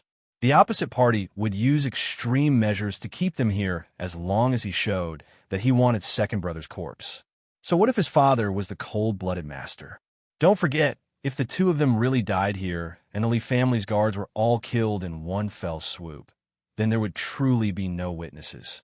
At that time, even if his father wanted to seek revenge, he wouldn't be able to find any enemies. And the opposite party obviously had the strength to do so. Therefore, he made a prompt decision and immediately flew away. Lei Jianhong's judgment was correct. The opposite party knew that there was no point in intercepting him, so they didn't try to stop him. Suddenly, a milky white mist rose up in the hazy light of the night and slowly shrouded the entire area. The mist was getting thicker and thicker and gradually seemed to form a thin barrier. This kind of mist always rose up in the mountain forest in the early morning, so no one paid attention to it. Moreover, there was a burst of fresh mountain air amidst this mist.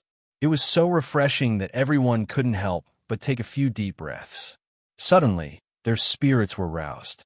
However, Junimosya had come down from the tree at some point in time, and he sighed deeply. What a pity! It's a pity that Lei Jianhong and the others left too early. They would have been wiped out if they had stayed for a little longer. It's a pity that the ecstasy fragrance that I had painstakingly concocted has slipped through the net. The ecstasy fragrance wasn't suitable to be used during the previous battle. The powerful xianqi would have blown away the ecstasy fragrance in the blink of an eye, and wouldn't have had any effect. Therefore, June Moxie had decided to use this trump card now that the situation had stabilized. The ecstasy fragrance had been refined using the heaven and earth aura of the Hong June Pagoda. It was almost invisible and traceless. There was still a little smell. Moreover, it was a very refreshing and elegant smell. However, anyone who smelled this elegant smell would unknowingly lose their ability to resist it. Even a xianqi expert would experience a drop in their xianqi after inhaling a certain amount of the ecstasy fragrance. Their fighting strength would also be greatly reduced. This was June Moxie's biggest trump card in this operation. You have finally arrived. Zhang Xiyuan Zhao's body was covered in injuries. He limped over to greet them. Zhao Wuji was also at his side. He looked at these red-clothed people with eyes full of fear, but they were also mixed with infinite flattery. Ah, there was an accident earlier, so we were delayed for a while. The red-clothed man nodded expressionlessly and said, "Where are the crossbows?" Zhang Xiyuan Xiao looked at Zhao Wuji. Zhao Wuji understood his meaning and led everyone to the front of the carriages. However, they didn't enter the carriages. Instead, they came to the side of the horses that were pulling the carriages. They first removed the saddle from the horses' bodies. Then, they used their hands to untie a long and almost transparent leather belt from the horses' bodies. Then, they untied it round after round. Finally, they took out a thin piece of fur from the horses' bellies. Then, they made a crashing sound, and dozens of sparkling and translucent crossbows fell to the ground. Zhao Wuji had tied the crossbows here. This scheming is indeed unexpected. It's really amazing. Even if a thief wanted to rob the carriages, they would have searched the carriages at most. If the carriages weren't found, they would have gone in another direction to search. Who would have cared about the horses that were pulling the carriages? There are a total of 350 crossbows. That's 20 more than expected. They've been sent here. The original blueprints have also been burned. There are 20 crossbows tied to the bellies of each horse. The rest of the horses are carrying a total of 7,000 crossbow bolts. This is only the first batch of crossbow bolts. The second batch is still being manufactured. Zhao Wuji said in fear and trepidation. He lowered his head and bowed. He didn't know why, but he felt that the red-clothed man in front of him was overflowing with cold air. It seemed as if the red-clothed man was very dissatisfied with him. Very good. You've completed your task well, the red-clothed man said in a gratified manner. I'll allow you to have a good rest. And I'll give you a reward. Many thanks. Zhao Wuji was overjoyed. He bowed to express his thanks. But his head suddenly fell to the ground with a bang before he could finish speaking. There was a flattering smile on his face, but the red-clothed man had suddenly slashed down with his sword. Idiot! This was the red-clothed man's final comment. The reward I'm giving you is to let you reunite with your second brother. You can rest forever in the underworld. The red-clothed man said in a sinister manner. Senior, what's wrong with you? Zhang Sunxiao asked in surprise. But the red-clothed man's palm had already landed on his head, and his brain had burst open. He struggled to speak before he died. Why? I thought that you would be clever. But it turns out that you're also an idiot. Why are you asking me for the reason? The red-clothed man wiped the blood off his hand. He then smiled and said, You idiots really think that the Bloodsword Hall is cooperating with that stupid pig-like second prince? He doesn't deserve it. He suddenly waved his hand and said in a stern voice, Attack. All the red-clothed men started to attack at the same time. They had intentionally or unintentionally approached the lucky survivors a moment ago. In fact, they had almost stood together with them. Those lucky survivors knew that their reinforcements had arrived and that the shadow of death had dispersed.